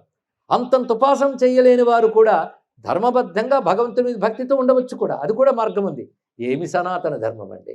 వారి వారి యొక్క అధికార భేదాలను అనుసరించి, వారి వారి యొక్క అవకాశాలను అనుసరించి ప్రతి వారికి ఒక మార్గాన్ని నిర్దేశించిన సనాతన ధర్మానికి నమో నమః.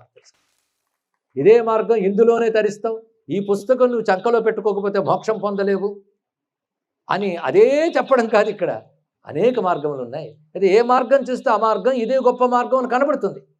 అది తప్ప మిగిలినవి కావనకూడదు. మనం అది గొప్ప మార్గమే అని తెలుసుకోగలగాలి. ఇలా మనకు ఆలోచించే తీరు నేర్పిన వారు పరమాచార్య వారు తెలుసుకోండి. అంతకుముందు వాళ్ళు చెప్పలేదా అని మీరు అడగవచ్చు. కానీ పాశ్చాత్య సంస్కృతి యొక్క ధాటి, ఆ తాకిడి విపరీతంగా ఉన్నప్పుడు, మన ఆలోచన బుద్ధి పెడదారి పట్టినప్పుడు దాన్ని తిరిగి నిలబెట్టి మనకు బోధించిన పరమాచార్యుల బోధలే ఇప్పటికి మనకు కావాలి. ఎందుకంటే ఈ దేశానికి పెద్ద ప్రమాదం ఇతర మతాల నుంచో ఇతర పాలకుల నుంచో మనకు వచ్చిన దాని కంటే మనది మనం మరచిపోవడం చేత జరిగేదే ఎక్కువ ప్రమాదం. తెలుసుకోండి. ఈ మరచిపోవడం రెండు. మన పట్ల మనకు ఉదాసీనత ఒకటి, ఇతరుల పట్ల పనికిమాలిన ఆరాధనాభావం ఒకటి. అంటే పరస్పరం గౌరవించుకోవడం ఎప్పుడు అవసరమే, కానీ ఆత్మగౌరవం కోల్పోతే పరమ భ్రష్టత్వం రాదే చెప్పండి. ఇక్కడ ఇది పెద్ద ప్రమాదకారి. ఆ ఆత్మగౌరవాన్ని, ఇది నా ధర్మం అనేటువంటి ఒక ధైర్యాన్ని ఇచ్చినటువంటి మహానుభావులే మనకు ఆచార్యులు అనిపించుకుంటారు. అలాంటి ఆచార్యులు మన పరమాచార్యులు వారు. ఇది గ్రహించవలసింది. అక్కడ ఆయన చెప్పిన మాట ఏమిటంటే, విద్య మనశ్శాంతికి కారణం కావాలి. క్రమంగా జ్ఞానార్జనం చేస్తూ, విద్య యొక్క పరమ ప్రయోజనం చెప్తున్నారు చూడండి. జ్ఞానం ఆర్జిస్తూ మర్త్యభావాన్ని అధిగమించాలి అన్నారు. మర్త్యభావం అంటే ఏంటో తెలుసా? ఇప్పుడు అన్నీ మనకు కఠిన పదాలే. మర్త్యభావం అంటే మానవ భావం. నేను మానవుణ్ణి అనగానే మానవుడు 2 లక్షణాలు. పుట్టాడు కదా మానవుడు అంటే. పుట్టాడు అంటే పోతాడు, అది అర్థం. వెంటనే పుట్టాడు అనగానే వెంటనే వచ్చే పదం పోతాడు. కానీ పుట్టుట చచ్చుట అనే ధర్మం ఎవడికి ఉంటుందో వాడు మర్త్యుడు అంటారు. సంస్కృతంలో మర్త్య అంటే బిరుదులా కనబడుతుంది, తెలుగులో అర్థం చేస్తే చచ్చువాడు అని అర్థం. ఇక్కడ మనం మర్త్యభావాన్ని అధిగమించాలట. అంటే పుట్టుట చచ్చుట అనేటువంటి ఈ జీవభ్రాంతిని విడిచిపెట్టి చావు పుట్టుకొల్లేని పరమార్థాన్ని పొందాలి. దేని ద్వారా? విద్య ద్వారా. పరమ ప్రయోజనం అది. కానీ విద్య ద్వారా నువ్వు జ్ఞాన ఆర్జన చేస్తూ మర్త్యభావాన్ని అధిగమించాలి అన్నాడు. ఎంత అద్భుతమైన మాట అండి. వినడానికి తేలిగ్గా కనబడ్డా అది ఉపనిషద్ వాక్యం, సామాన్యం కాదు. అందుకే అవిద్యయా మృత్యుం తీర్త్వా విద్యయా అమృతమశ్నుతే అని ఉపనిషత్ చెప్పింది. ఇక్కడ అవిద్యతో మృత్యువుని దాటి విద్యతో అమృతత్వాన్ని పొందేట. ఏమని అర్థమైందా? అవిద్యతో మృత్యువుని దట్ట. అవిద్య అంటే ఏమిటో తెలుసా? 2 ఉన్నాయి అనుకోడు, దానికే ద్వైతం. ఆ ద్వైతంతో నువ్వు మృత్యువుని దాటి, ద్వైతం కూడా అవసరమే, ద్వైతంలోనే కర్మ వస్తుంది. ఈ కర్మ మార్గం ద్వారా మృత్యువుని దాటాడు కానీ అమృతత్వాన్ని పొందలేదు. కనుక మృత్యురూపమైనటువంటి అజ్ఞానాన్ని దాటడానికి లేదా పాపములు అధిగమించడానికి అవిద్యయ అంటే కర్మాదులతో సాధన చేసి ఆ తర్వాత విద్యయ ఉపాసనాదులతో అమృతం వస్తున్నది. అది దాని యొక్క భావం అండి. అదే ఇక్కడ ఎలా చక్కగా చెప్పారండి. ఉపనిషద్వాక్యాన్ని మామూలు మాటగా అందించడం పరమాచార్య వారి యొక్క గొప్పతనం. దానితో చెప్తున్నది ఏమిటి అంటే జ్ఞానార్జనం చేస్తూ మర్త్యభావాన్ని అధిగమించగలగాలి. మాలవ్య పండితులు స్థాపించిన విశ్వవిద్యాలయం ప్రధానంగా ఆస్తిక్యం కలిగిన విద్యాభ్యాసాన్ని లక్ష్యంగా పెట్టుకుని విద్యా ప్రణాళికలు రచించాలి. ఇప్పుడు చెప్పిన 3 వాక్యాలు విద్యా వ్యవస్థలోకి రావాలండి. అది కోరుకుంటున్నాం. ఇది విద్యా వ్యవస్థలోకి రావాలని స్వాతంత్రానికి పూర్వం ఎప్పుడో మహానుభావుడు 1900 సమీప ప్రాంతంలో అంటే 1893 తర్వాత 1900 మధ్యకాలంలో ఈ మాట చెప్పిన వివేకానంద స్వామి వారు. మనం విద్యా ప్రణాళిక రచించినప్పుడు వివేకానంద మాట కూడా తీసుకోలేదండి. అది బాధాకరమైన విషయం. ఇంకా స్వాతంత్ర సమీపంలో పరమాచార్య వారు చెప్పారు ఈ మాటని. ఇక్కడ ఎలా ఉండాలి? విద్య మనశ్శాంతిని కలిగించాలి. అంటే విద్య కలిగిన వాడు వివేకరహితంగా ఆలోచించకూడదు. అంటే వాడు వివేకాన్ని పెంచాలి విద్య. అంతేగాని మహాపండితుట్ట హై పొజిషన్కి వెళ్ళాడు చదువుకుని, ఒక 10 కంపెనీలకు ఓనర్, పెద్ద పెద్ద కార్లు ఉన్నాయి, అన్నీ ఉన్నాయట. కానీ ఒకసారి ఏం చేశాడంటే ఆ డ్రైవర్తో అలా మన అడవుల వైపు వెళదామని చెప్పాట.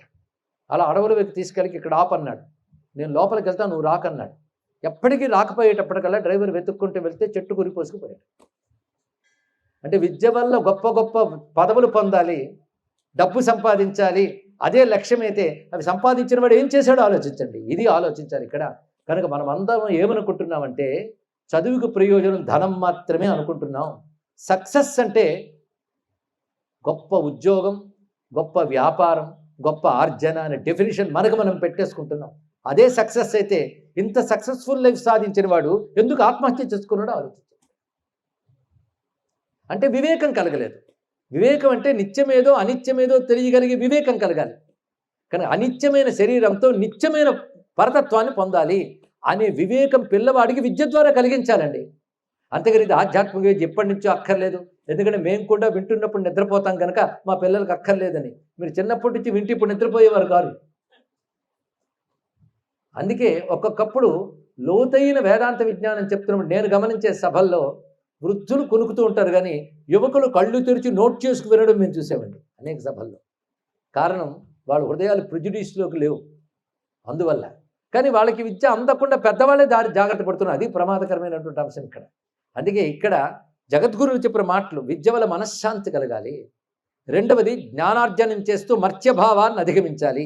మూడవది ఈ విశ్వవిద్యాలయంలో ఆస్తిక్యం కల విద్యాభ్యాసాన్ని లక్ష్యంగా పెట్టుకుని విద్యా ప్రణాళికలు ఏర్పాటు చేయాలన్న. అంటే భౌతిక విద్యలు వద్దని లేదన్న ఆయన, ఇవి పెట్టండి, కానీ ఆస్తికతతో కూడిన విద్యలు నేర్పాలి. మనకి వీలైనంత నాస్తికతే చెప్తున్నాం, అవునా లేదా? చిత్రం ఏంటంటే ఈ నాస్తిక భావజాలం హిందువుల్లోనే ఎక్కువ ఉంటుందండి.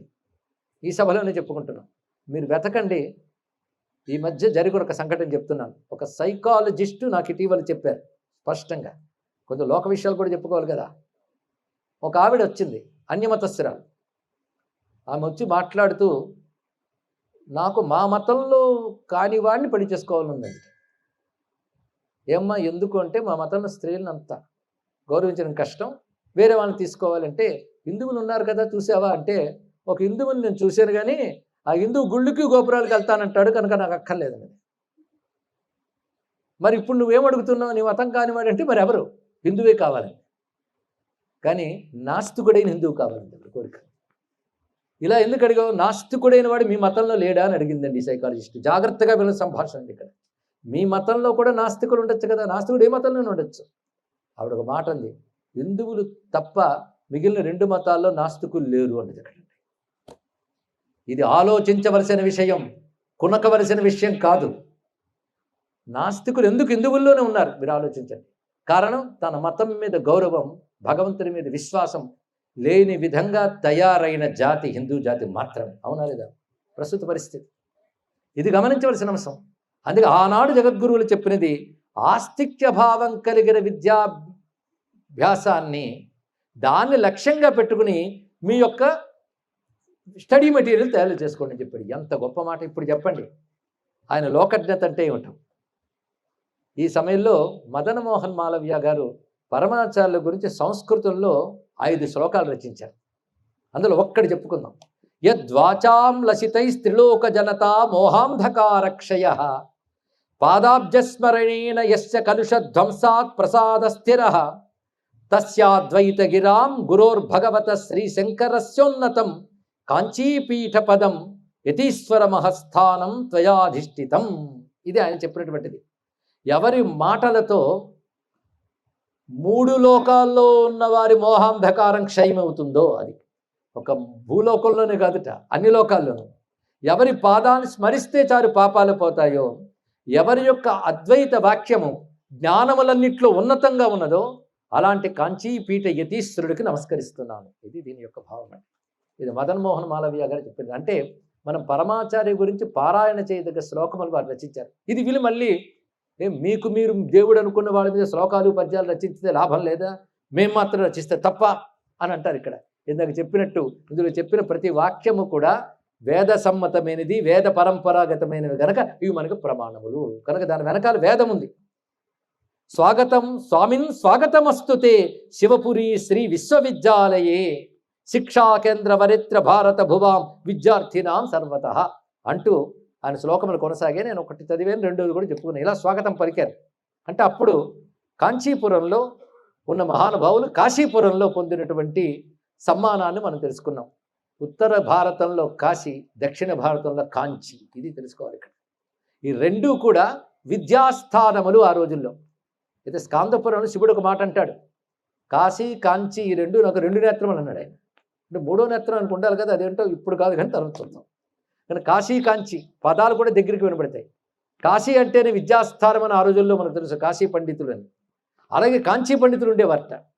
అంటే కాంచీలో ఘటికాస్థానములు ఉండేవి, అనేక విద్యల కేంద్రాలు ఉండేవి. అనేక విద్యలు అంటే విద్యల్లో అన్ని భారతీయ విద్యలు అంటే మీరు అందరూ ఆధ్యాత్మిక విద్యలు మాత్రమే అనుకుంటారు. భారతీయ విద్యల్లో ఖగోళం ఉంది, అదేవిధంగా శిల్పశాస్త్రం ఉంది, నిర్మాణ జ్ఞానం శిల్పశాస్త్రంలో భాగం అది. నిర్మాణం అంటే ఆర్కిటెక్చర్, ఇలాంటివన్నీ భారతదేశంలో ఉన్నాయి. ఎందుకు భారతీయ విద్యలు అంటే మీరు నమ్మరేమో, కావాలంటే అయోవా అని అమెరికాలో, అయోవా దగ్గర వేదిక్ సిటీ అని ఒకటి ఉంది. అక్కడ యూనివర్సిటీ ఉందండి, దాని పేరు వేదిక్ యూనివర్సిటీ.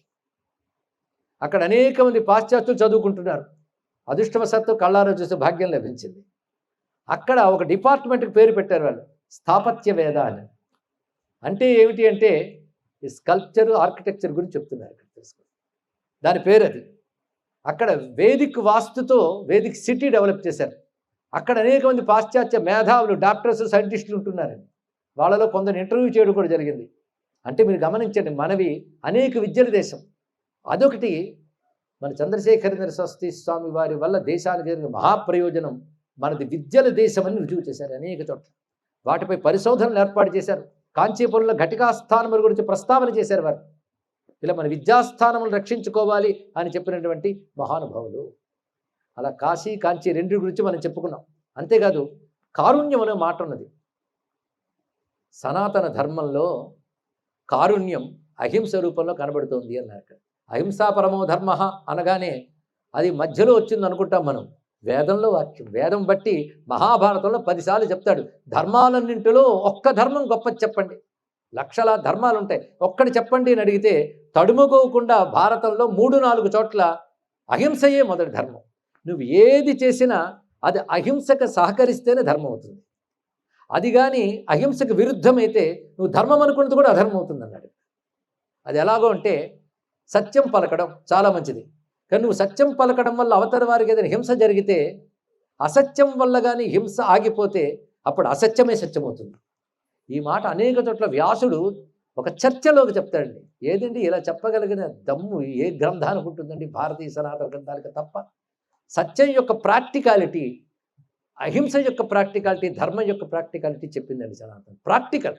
అందుకే నీతి బోధలు చేసి మోరల్స్ చెప్పడం, అందరినీ ప్రేమించుము, సోదరుని నీ పక్కవాడి నీ సోదరుని వలె ప్రేమించుము, ఎప్పుడు వాడి నీ మతంలోకి మారినచో, అది కింద క్లాజు. మార్గమతం ప్రేమించిన వాళ్ళు వీడితో హింసిస్తారు. అలాంటి నీతి బోధలు చేయడం కాదండి ఇక్కడ. అది చిత్రం. మానవ జాతికి నీతి చెప్తుంది సనాతన ధర్మం. అది ఏ మతం వాడికైనా పనికొస్తుంది. అది గొప్ప విషయం. అది అహింసా పరమో ధర్మ. దాన్ని పాటించి చూపించారు. అయ్యా ఏ దేశంలో అయితే మాంసభక్షణ కూడదు అని చెప్పారో, మాంసభక్షణ చేసేవారికి కూడా నియమాలు చెప్పారు. అంటే భారతదేశ హిందూ మతంలో మాంసం తినేవారు దోషమని చెప్పలేదు. అది తినేవారు తినచ్చు, కానీ దానికి నియమాలు ఉంటాయి. ఇతరుల్లో ఏది పడితే తినరు కదా, ఎప్పుడు పడితే అప్పుడు తినరు, కాల నియమం ఉంటుంది. ఆ నియమాలు ఉన్నాయి కదా, వాళ్ళు కూడా మానివేస్తే యజ్ఞం చేసేంత ఫలితం. వాడు తింటే పెద్ద దోషం లేదని శాస్త్రం చెప్తాను. కనుక అహింస అనేది అహింస రూపంలోనే భూతకారుణ్యం కనబడుతుంది అని చెప్పారు జగద్గురువులు. ఆయన వాక్యములు చూడండి. కారుణ్యం అహింస యొక్క రూపం, అహింస కారుణ్యం యొక్క రూపం. అది కనుక నీలో కారుణ్యం ఉంటేది. ఇది వీరి గురించి చెప్పాలి అంటే, ఒకసారి ఒక మఠంలో ఆయన కూర్చున్నప్పుడు గోడకి చేరబడి కూర్చున్నారు. కొంతసేపటి చెదపురుగులు వచ్చి ఆయన వేసుకున్నటువంటి వస్త్రంపై వచ్చాయి. వెంటనే శిష్యుడిని పిలిచి, నీకు పని అన్నారు. ఒక్కొక్క చెదపురుగు దెబ్బ తినకుండా జాగ్రత్తగా తీసి బయటపెట్టు అని చెప్పారండి. అది వాళ్ళ యొక్క అహింసా పద్ధతి. ఎతికి మరీ ఎక్కువ అహింస అవసరం తెలుసుకోండి. అంటే గృహస్థకు అక్కర్లేదనమాట అని కాదు.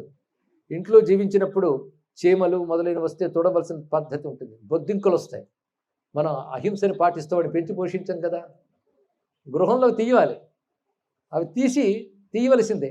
కానీ దానికి హింసాదోషం వస్తుందని కూడా శాస్త్రం చెప్పింది. అలాగని చెప్పి మానేస్తామండి. శరీరంలో మనం స్నానం చేస్తే కొన్ని కురువులు పోతాయి, అలా చేయకుండా ఉంటామా? అంటే ఇది అనివార్య హింస అని దానికి పేరు. అనివార్యమైన హింస చేసినప్పుడు తద్దోషాన్ని కూడా పోగొట్టుకోవాలట. అనివార్యమైన హింస చేసి కనుక దోషం లేదనకూడదట. అనివార్యంగా హింస చేసేవి కనుక కొద్దిపాటి పనితో పోతుంది అక్కడ. అదే కానీ అనవసరంగా హింస చేసేవనుకో దాని పెద్ద పెద్ద కర్తవులు ప్రాయశ్చిత్తాలు ఉంటాయి. వీటికి కొన్ని ప్రాయశ్చిత్తాలు చెప్పారు. అదేమిటంటే, ఇంట్లో శుచిగా ఉండి భగవంతుడికి నివేదన చేయడం, అతిథి అభ్యాగతులకు భోజనం పెడితే ఆ దోషం పోతుంది. ఎంత చక్కటి మార్గాలు మనకు చెప్పారు. అంటే గృహస్థులు కదా, సన్యాసిక. ఒకప్పుడు జయేంద్ర సరస్వతి స్వామిని కళ్ళారా చూసినటువంటి సన్నివేశంలో నేను ఎవరితో మాట్లాడుతుంటే చీమ వాలింది. చాలా జాగ్రత్తగా, చీమ కూడా చావకుండా జాగ్రత్తగా ఆయన తన యొక్క వస్త్రం నుంచి దాన్ని పక్కకు తీసిన తీరు చూస్తుంటే, అలాంటి అహింసామూర్తి గురించి తలంచుకుంటే రెండు చేతులు ఎత్తి జోయిలిస్తాం. యతి ధర్మాల్లో అది కూడా ప్రధానం. ఎంత జాగ్రత్తగా ఉండే యతి ధర్మం సామాన్యమైంది కాదు. అలా చెదపురుగుని జాగ్రత్త, వీపు మీదకు పాకిన వాటిని కూడా అసలు ఎంతో జాగ్రత్తగా చావకుండా చూసుకున్నట్టు. అంతేకాదు, ఒకసారి వారికంటూ ఒక మట్టి పాత్ర నీళ్లు పోసి పెట్టారు. కుక్క వచ్చి నీళ్లు తాగడం మొదలుపెట్టింది. వెంటనే మఠం వారు వచ్చి రాయితే పెట్టుకొట్టారు దాన్ని. కుయ్యోమర్రో, గాయం దగ్గర కుయ్యోమర్రో అంటూ ఉంటే తిట్టారు. అయినా ఏం పని చేస్తాం, దానికి ఎంత దాహం చేసి ఉంటుంది నీళ్ళు తాగడానికి వచ్చి. ఇది శంకరాచార్య వారు కొండ అని దానికి తెలిసా ఏంటి? ఇక్కడ చాలా తప్పు చేసావు నువ్వు. ఒక పని చేయి, నీరు పదార్థాలు తీసుకువెళ్ళి దానితో పాటు బయట ఉన్న కుక్కలన్నిటికీ పెట్టిరా, అప్పుడు నీ పాపం పోతుందని చెప్పారు. ఆగాని చెప్పి కుక్క ముట్టి నీరు ఆయన తాగలేదు, అది వేరే విషయం. అది తెలిసి అది తాగేసరి కానీ మనము తాగేద్దామని కాదు. అది తాగినంత మాత్రాన కావాలంటే ఆ నీరు ముట్టుకోకు, దానికి మరొక ఏర్పాటు చేయాలి. అది అందుకే మనం కరుణ పేరుతోనూ మరొక దాని పేరుతో సదాచారాన్ని మాత్రం మానేరాదండి. దానికి ఒక పద్ధతి ఉంది, ప్రతిదానికి ఇవి తెలియాలి ఇక్కడ. అలాగని కారుణ్యం గురించి ఎన్నెన్నో సన్నివేశాలు ఉంటాయి. మనం పట్టించుకొని వాటిని వారు పట్టించుకుంటారు. ఒక రమణులు అలాగే మనం పట్టించుకొని కోతిని కుక్కను కూడా పట్టించుకున్నారు. పరమాచార్యులు వారు ఆ విధంగా ఆదరించిన ఘట్టాలు చాలా చాలా ఉంటాయి. అది కారుణ్యానికి పరాకష్ట వాళ్ళ వద్ద కనబడుతుంది. ఇవి గొప్ప గుణాల్లో ఒకటండి అనసూయ, కారుణ్యము. కారుణ్యము అనే మాటకు అర్థం ఏంటంటే పరదుఃఖ అసహిష్ణుత అని మాట చెప్పారు. ఇతరుల దుఃఖాన్ని చూసి తట్టుకోలేని లక్షణం. ఆయన వద్ద ఎలా ఉంటుందంటే, ఒకసారి ఆయనకి తీవ్రమైన కఫం, దగ్గు, జలుబు చేశాయి. మేనాలో వెళుతున్నారు. ఆయన వెళుతుంటే కనబడ్డ వాళ్ళని ఆశీర్వదిస్తున్నారు. ఒక ఆవిడ గమనించి ఆయన కోసం ప్రత్యేకించి చందనం, కుంకుమ పువ్వు, పచ్చకర్పూరంతో అరగదీసి ఒక పత్రంలో వేసి తీసుకొచ్చి, స్వామి ఇది కానీ నుదుటికి రాసుకుంటే కఫం పోతుందండి అంటే చాలా సంతోషం పుచ్చుకున్నారు. అలా వెళుతుంటే తోవలో ఒక ఆమె దగ్గుతూ కనబడింది. పలకరించారు, ఏమ్మా అని.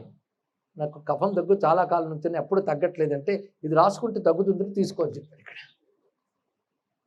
ఆవిడకి ఆశ్చర్యం, రాసిన వెంటనే తగ్గిపోయిందండి.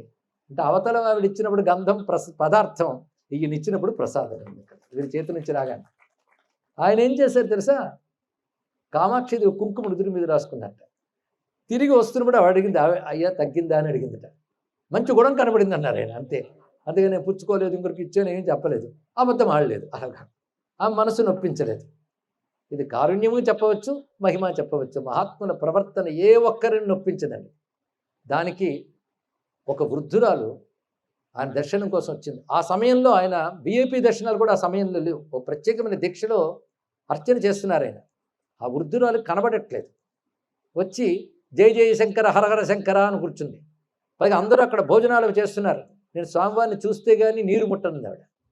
అంత దీక్షగా కూర్చుందిట. ఈ లోపల ఒక శిష్యుడు వచ్చి స్వామివారు రారమ్మా అన్నారు. కానీ వాడు జయ జయశంకర హరహర శంకర్ ఉంది. అంటే చెవుడు కూడా ఉందేమో అన్నట్టుగా స్పందించలేదు. లోపలికి వార్త వెళ్ళింది, స్వామివారు రారని అందరూ అనుకుంటున్నారు. వచ్చారండి ఆయన లోపల వచ్చి ఏమ్మా నన్ను చూడండి నీరు పుచ్చుకొని అన్నావుట అన్నారు. అవును స్వామి అని తడుముకుంటాను. నీకు కళ్ళు లేవు కదా, నన్ను ఎలా చూడగలవు? మీరు ఎదురుగా నిలబడ్డారుగా, మాట వింటాను అన్నది. సరే అని చెప్పి ఏం చేశారు స్వామివారు, ఆవిడ చుట్టూ ప్రదక్షిణ చేస్తున్నట్టుగా చేసి ఒక చోట నిలబడి కనబడుతున్నానా అన్నట్టండి. ఒక్కొక్క చోట నిలబడేది. కనబడింది. ఆ పాదాలు కనబడ్డాయి, ఆ కాషాయ వస్త్రం కనబడింది, ఆ ప్రసన్నవదనం కనబడింది అని కళ్ళ నీళ్లు ఖర్చిందిటండి ఆ అంధనేత్రాల్లోంచి. ఇక్కడ అది ఆయన ఇచ్చిన అనుగ్రహం అండి. కారుణ్యం అంటే ఏమిటో వారి దగ్గర తెలుసుకోవాలి ఇక్కడ. అంతేగాను ఆయన ఒకప్పుడు ఒకరితో సంభాషిస్తున్నారు ఎన్నో మహావిషయాలు. ఆ సమయంలో ఒక రాజకీయ నాయకుడు వచ్చాట. వస్తే వెంటనే చెప్పి వాడు మౌనం దర్శనం ఇవ్వనని చెప్పన్నట్టు. అంటే కొందరు అవినీతి పరులు వస్తే దర్శనం ఇచ్చేవారు కాదు ఆయనకు. ఇది తెలుసుకోవాల్సింది. అంటే పదవిలో ఉన్న వాళ్ళకి ప్రాధాన్యాలు ఇవ్వడం, పదవి లేని వాళ్ళని మరొకలా పెట్టడం ఎప్పుడు లేదు. అంతేకాదు ఆ సమయంలో మరొక విఐపి పెద్ద ఆయన వచ్చారని చెప్పి గురువు గారికి కంబళి ఆసనం వేశారు. ఆయనకు ప్రత్యేక ఆసనం వేసి కూర్చోబెట్టారు. ఆయన వచ్చి కూర్చున్నాడు అక్కడ. గురువుగారు రాలేదు. అదొక తోటలో గురువుగారు చాతుర్మాసం చేస్తున్నప్పుడు జరిగిన విషయం ఇక్కడ. స్వామివారు ఇంతవరకు ఇక్కడ ఉండాలి, ఇప్పుడు ఎందుకు దగ్గరికి రాలేదు అనుకుని వెతికితే ఆ తోటలో ఒక మూల గోవుల దగ్గర గోమయం మొదలైన చోట దర్భాసనం వేసుకుని జమ చేసుకుంటున్నారు. అంటే రత్న కంబళులు ప్రధానాలు కావు వారికి. ఇది గమనించవలసిన గొప్ప అంశం. అంటే పదవులు ధనాలు వారిని ఆకర్షించలేవు. ఆయన చూసేది నిష్కపటమైన భక్తిని మాత్రమే. ఒకవేళ తప్పు చేసిన పశ్చాత్తాపడితో అనుగ్రహించగలిగినటువంటి కారుణ్యం కూడా వారి వద్ద ఉన్నది. తర్వాత వారి వద్ద ఉన్న శాస్త్రనిష్ట, అంటే శాస్త్రాల్లో ఉన్న తూచా తప్పకుండా పాటించాలి అనే నియమం అండి. ఒకసారి ఆయన మఠంలో 2-3 అకౌంట్లు ఉంటూ ఉంటాయి. వారికి ఆ విషయాలు ఏం తెలుస్తాయి, కానీ పీఠాధిపతిగా ఆయన బాధ్యత. అది చూసేటప్పుడు ఒక ట్రస్ట్లో ఉన్న ధనం మరొక ట్రస్ట్లోకి మారింది లెక్కల్లో చూసినప్పుడు. అది తప్పు, చట్టరీత్యా. అక్కడ ఉన్నటువంటి ఆర్డర్స్ చెప్పారట, చట్టరీత్యా ఇది తప్పండి, దాని శిక్ష ఏమిటి అని అడిగారు ఈయన. అంటే ఎంత జరిమానా కట్టాలి, ఒక 2 నెలలు జైలు శిక్ష ఉంటుంది, అవన్నీ మేము చూసుకుంటానండి ఏం పర్వాలేదు అన్నట్టు. వాళ్ళు వెళ్ళిపోయారు. వాళ్ళు వెళ్ళిన తర్వాత ఆయన గదిలో తలుపు వేసుకొని 2 నెలలు అక్కడి నుంచి కదలలేదు సరిగదా. అక్కడికి ఏది వస్తే అదే తీసుకుని ఉండేవారు. జైల్లో ఎలా ఉంటారో వాళ్ళు ఉన్నారు. 2 నెలలు అయిపోయిన తర్వాత బయటకు వచ్చారు. అంటే తనకు తానే శిక్ష వేసుకున్నారు. అంటే న్యాయం ఆ మాత్రం తప్పిన వేశారు. ఇది ధర్మనిరతి అంటే ఇదండి ఇక్కడ. అందుకే వారి గురించి చెప్పాలంటే రామో విగ్రహవాన్ ధర్మ అని చెప్పినట్లుగా జగద్గురువులు మూర్తీభవించిన యతి ధర్మం. ఒక్క మాట చాలు, మూర్తీభవించిన యతి ధర్మం. యతి ధర్మములు శాస్త్రములు ఏం చెప్పాయో అన్నీ చదివి జగద్గురువుల చరిత్ర చదివితే అది సిద్ధాంతమైతే గురువులది చరిత్ర దృష్టాంతం అవుతుంది. అది అంటే ఆ శాస్త్రానికి ఒక ప్రత్యక్ష ఉదాహరణంగా మసలారు. అందుకే వారిని మనం భగవత్ స్వరూపంగా భావిస్తున్నాం. ధర్మాన్ని యథాతథంగా పాటించేవాడి కంటే భగవంతుడు ఎవరు ఉంటారండి? ఎందుకంటే ధర్మం యథాతథంగా పాటించాలంటే దేవుడే దిగి రావాలి. అందుకే దిగి వచ్చిన దేవుణ్ణే మనం రాముడు అంటున్నాం, పరమాచార్య అంటున్నాం. ధర్మాన్ని 100కు 100 ఎవరూ పాటించలేరు. ఇది మాత్రం గుర్తుపట్టి ఎవరూ పాటించలేరు. ఒక ఆయన అన్నాడు, ఎవడు పాటించగలంటే 100% ధర్మం దేవుడు దిగి రావాలని. అందుకే దిగి వచ్చిన దేవుడే రాముడు, దిగి వచ్చిన దేవుడే పరమాచార్య. వారు తెలుసుకోండి వారి ధర్మాన్ని ఎలా పాటించారో తెలియాలి. అంతేకాదు ఒక అద్భుతమైన మాట చెప్పారు యువత తెలుసుకోవాల్సినది. తర్కం కొన్ని చోట్ల అప్లై చేయాలి, విశ్వాసం కొన్ని చోట్ల అప్లై చేయాలి. ఇది తెలుసుకోవాలి. ఎక్కడ తర్కం ఎక్కడ విశ్వాసం తెలియాలి. కొన్ని విషయాల్లో తర్కం పని చెయ్యదు, కానీ దానికి కూడా లాజిక్ అడుగుతారు చాలామంది. కూడదన్నారు ఇక్కడ. ఎందుకంటే లాజిక్ని అప్లై చేయకుండా విశ్వసించి చేయవలసిన దానికి శ్రద్ధ అని పేరు. ఆ శ్రద్ధ శాస్త్రముల పట్ల ఉండవలసినది. అందుకే ధర్మం దగ్గర ఎందుకు అని ప్రశ్నించరాదు, ఏది అని ప్రశ్నించి ఆచరించాలి. ఇది చెప్పారు ఇక్కడ. కానీ అక్కడ తర్కం పనిచేయదు, కర్తవ్యమే అక్కడ. ధర్మం కర్తవ్యం, ఆలోచించి చేయవలసింది కాదు ధర్మం, ఆచరించి తీరవలసింది ధర్మం. ఇది అంత చక్కగా మంచి మాటల్లో రెండు విధములుగా చెప్పినది. అది ధర్మాచరణ విషయంలో శ్రద్ధయే ప్రాతిపదిక. శ్రద్ధ అంటే శాస్త్రమును విశ్వసించుట, శ్రద్ధయే ప్రాతిపదిక. ఇది తెలుసుకోండి. నా విశ్వాసమే ధర్మం అనడం కాదు, ధర్మాన్ని విశ్వసించాలి. రెంటికి చాలా తేడా ఉన్నది. నేను నమ్మిందే ధర్మం తప్పు, ధర్మాన్ని నువ్వు నమ్మాలి. రెంటికి తేడా ఉందా లేదా? నేనేం ధర్మితే అదే ధర్మం అండి, నేనేం నమ్మితే అదే మతం అంటే సంతోషం. కానీ విశ్వాసం ధర్మం కాదు, ధర్మాన్ని విశ్వసించాలి. తెలుసుకోవాలి. ధర్మాన్ని విశ్వసిస్తే ఆ విశ్వాసానికి పేరు శ్రద్ధ. కనుక విశ్వాసం అనే పదానికి శ్రద్ధ అనే పదం ఎప్పుడు వాడాలి అంటే శాస్త్రాన్ని విశ్వసించినప్పుడు శ్రద్ధ, నీకు తోచింది విశ్వసించినప్పుడు విశ్వాసం. మనకు తోచింది, మనం బయటికి వెళ్ళగానే ఒక కుక్క కనబడింది, వెళ్ళిన పని సక్సెస్. రెండో రోజు కూడా కనబడింది సక్సెస్, మూడో రోజు కనబడింది సక్సెస్, నాలుగో రోజు దాన్ని వెతుక్కుంటాం, దాని పేరు విశ్వాసం. అర్థమైంది కదా? 3 రోజులు కనబడిన కుక్క 4 రోజులు కనబడాలని కూడా విశ్వాసం. అలాగే నేను ఆయనకు నమ్మాను, దండం పెట్టాను, జరిగిపోయింది, విశ్వాసం. కానీ శాస్త్రం చెప్పింది నువ్వు నమ్మేవనుకో అది శ్రద్ధ అనిపించుకుంటుంది. కనుక మామూలు విశ్వాసానికి శ్రద్ధకి తేడా తెలిసింది కనుక ధర్మ విషయంలో శ్రద్ధయే ప్రధానం. కనుక తర్కం చెయ్యకుండా ధర్మాన్ని ఆచరించు. ఇది జగద్గురువులు మనకు చెప్పినటువంటి గొప్ప మాట. ధర్మ విషయంలో మనకు చూపిస్తున్నటువంటి అందమైనటువంటి అంశం ఇక్కడ. అంతేకాదు వారి యొక్క మరొక గొప్పతనం, శివకేశవుల భేదం లేనటువంటి సిద్ధాంతాన్ని ఆయన బోధించారు. అద్వైతం అంటేనే ప్రధానం. అయితే అద్వైతం అంటే శివకేశవుల మధ్య భేదం లేదని చెప్పేది కాదు. అద్వైతం అంటే జీవుడికి ఈశ్వరుడికి కూడా భేదం లేదని చెప్పేది. అద్వైతం అంటే ఒక్కటే గుర్తుపెట్టుకోండి, బ్రహ్మము తప్ప మరొకటి లేదు. అదే అద్వైతం అంటే. కనిపిస్తున్న జగత్తు అది బ్రహ్మమే. అరే అక్కడ రకరకాల మనుషులు, రకరకాల జంతువులు కనబడుతున్నాయి, బ్రహ్మం అంటావు ఏమిటి అంటే రకరకాల నగలు కనబడుతున్నా అంతే బంగారమే అంటావు కదా, రకరకాల నామరూపాలు కనబడుతున్నా అంతా చైతన్యమే, అదే బ్రహ్మం. ఇదండి సింపుల్ అద్వైతం. అది అర్థం చేసుకోలేక దానికి గట్టి ముడులు మనం వేసేసి జటిలం చేసేసుకున్నాం మనం. కానీ అర్థం చేసుకుంటే చాలా సింపుల్, అందుకే అర్థం చేసుకో. మోక్షం అంత సింపుల్గా వచ్చేస్తేలాగా కనుక దాన్ని జటిలం చేసేసుకున్నాం. కానీ ఆలోచిస్తే సులభం. కానీ అద్వైతంలో జీవ బ్రహ్మ అభేదం చెప్తుంది.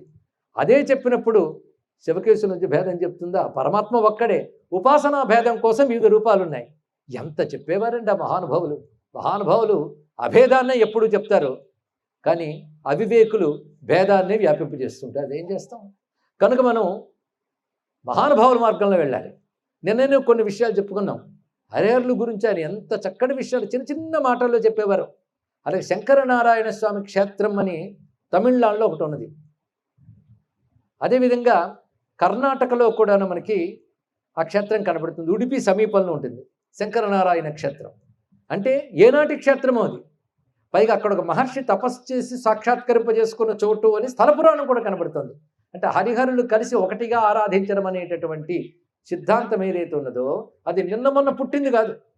ఏదో శైవ వైష్ణవుల మధ్య భేదం కలుగుతోంది కనుక హరిహరుల్ని భేదం చూడకండి అని చెప్పడానికి వచ్చిన ప్రబోధం కాదు.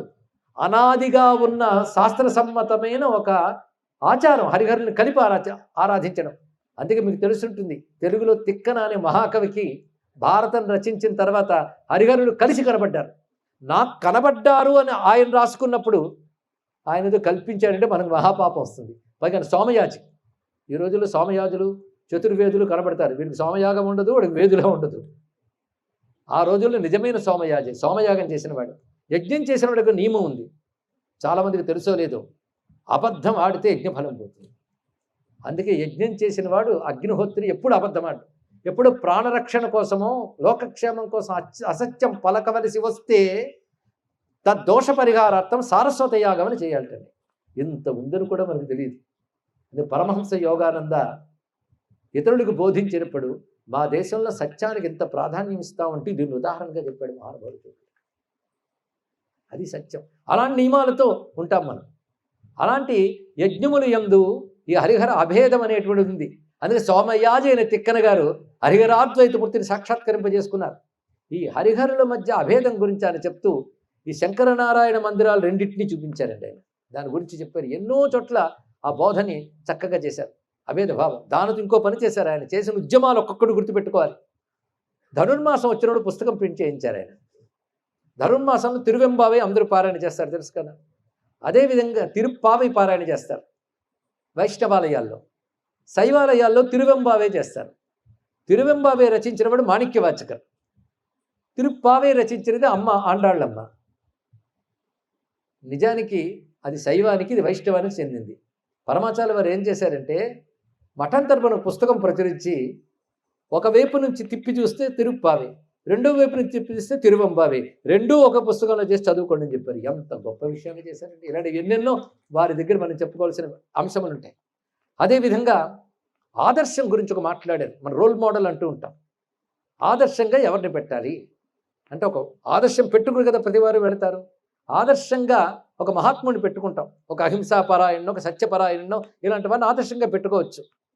అది మంచిదేనా అని అడిగేట. మంచిదే కాదని కాదు, కానీ భగవంతుడిని ఆదర్శంగా పెట్టుకుంటేనే ఉత్తమ లక్ష్యాలు సాధిస్తారని చెప్పారు. ఏం అద్భుతమైన మాట అండి. కనుక నువ్వు ఏదైనా మంచి పని చేసేటప్పుడు నీ కళ్ళ ముందు గుర్తు తెచ్చుకోవాల్సినది భగవంతుడిని, దైవాన్ని గుర్తు తెచ్చుకొని వెళ్ళాలని ఎంత గొప్ప విషయాన్ని ప్రస్తావన చేశారు.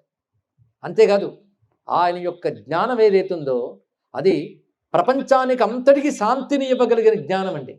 అందుకే ఆయన దర్శనానికి వచ్చినప్పుడు కూర్చున్నటువంటి వాళ్ళు పాశ్చాత్యులు ఎంతమందో ఆయన ముందు నిలబడ్డప్పుడు కొన్ని మాటలు అన్నారు.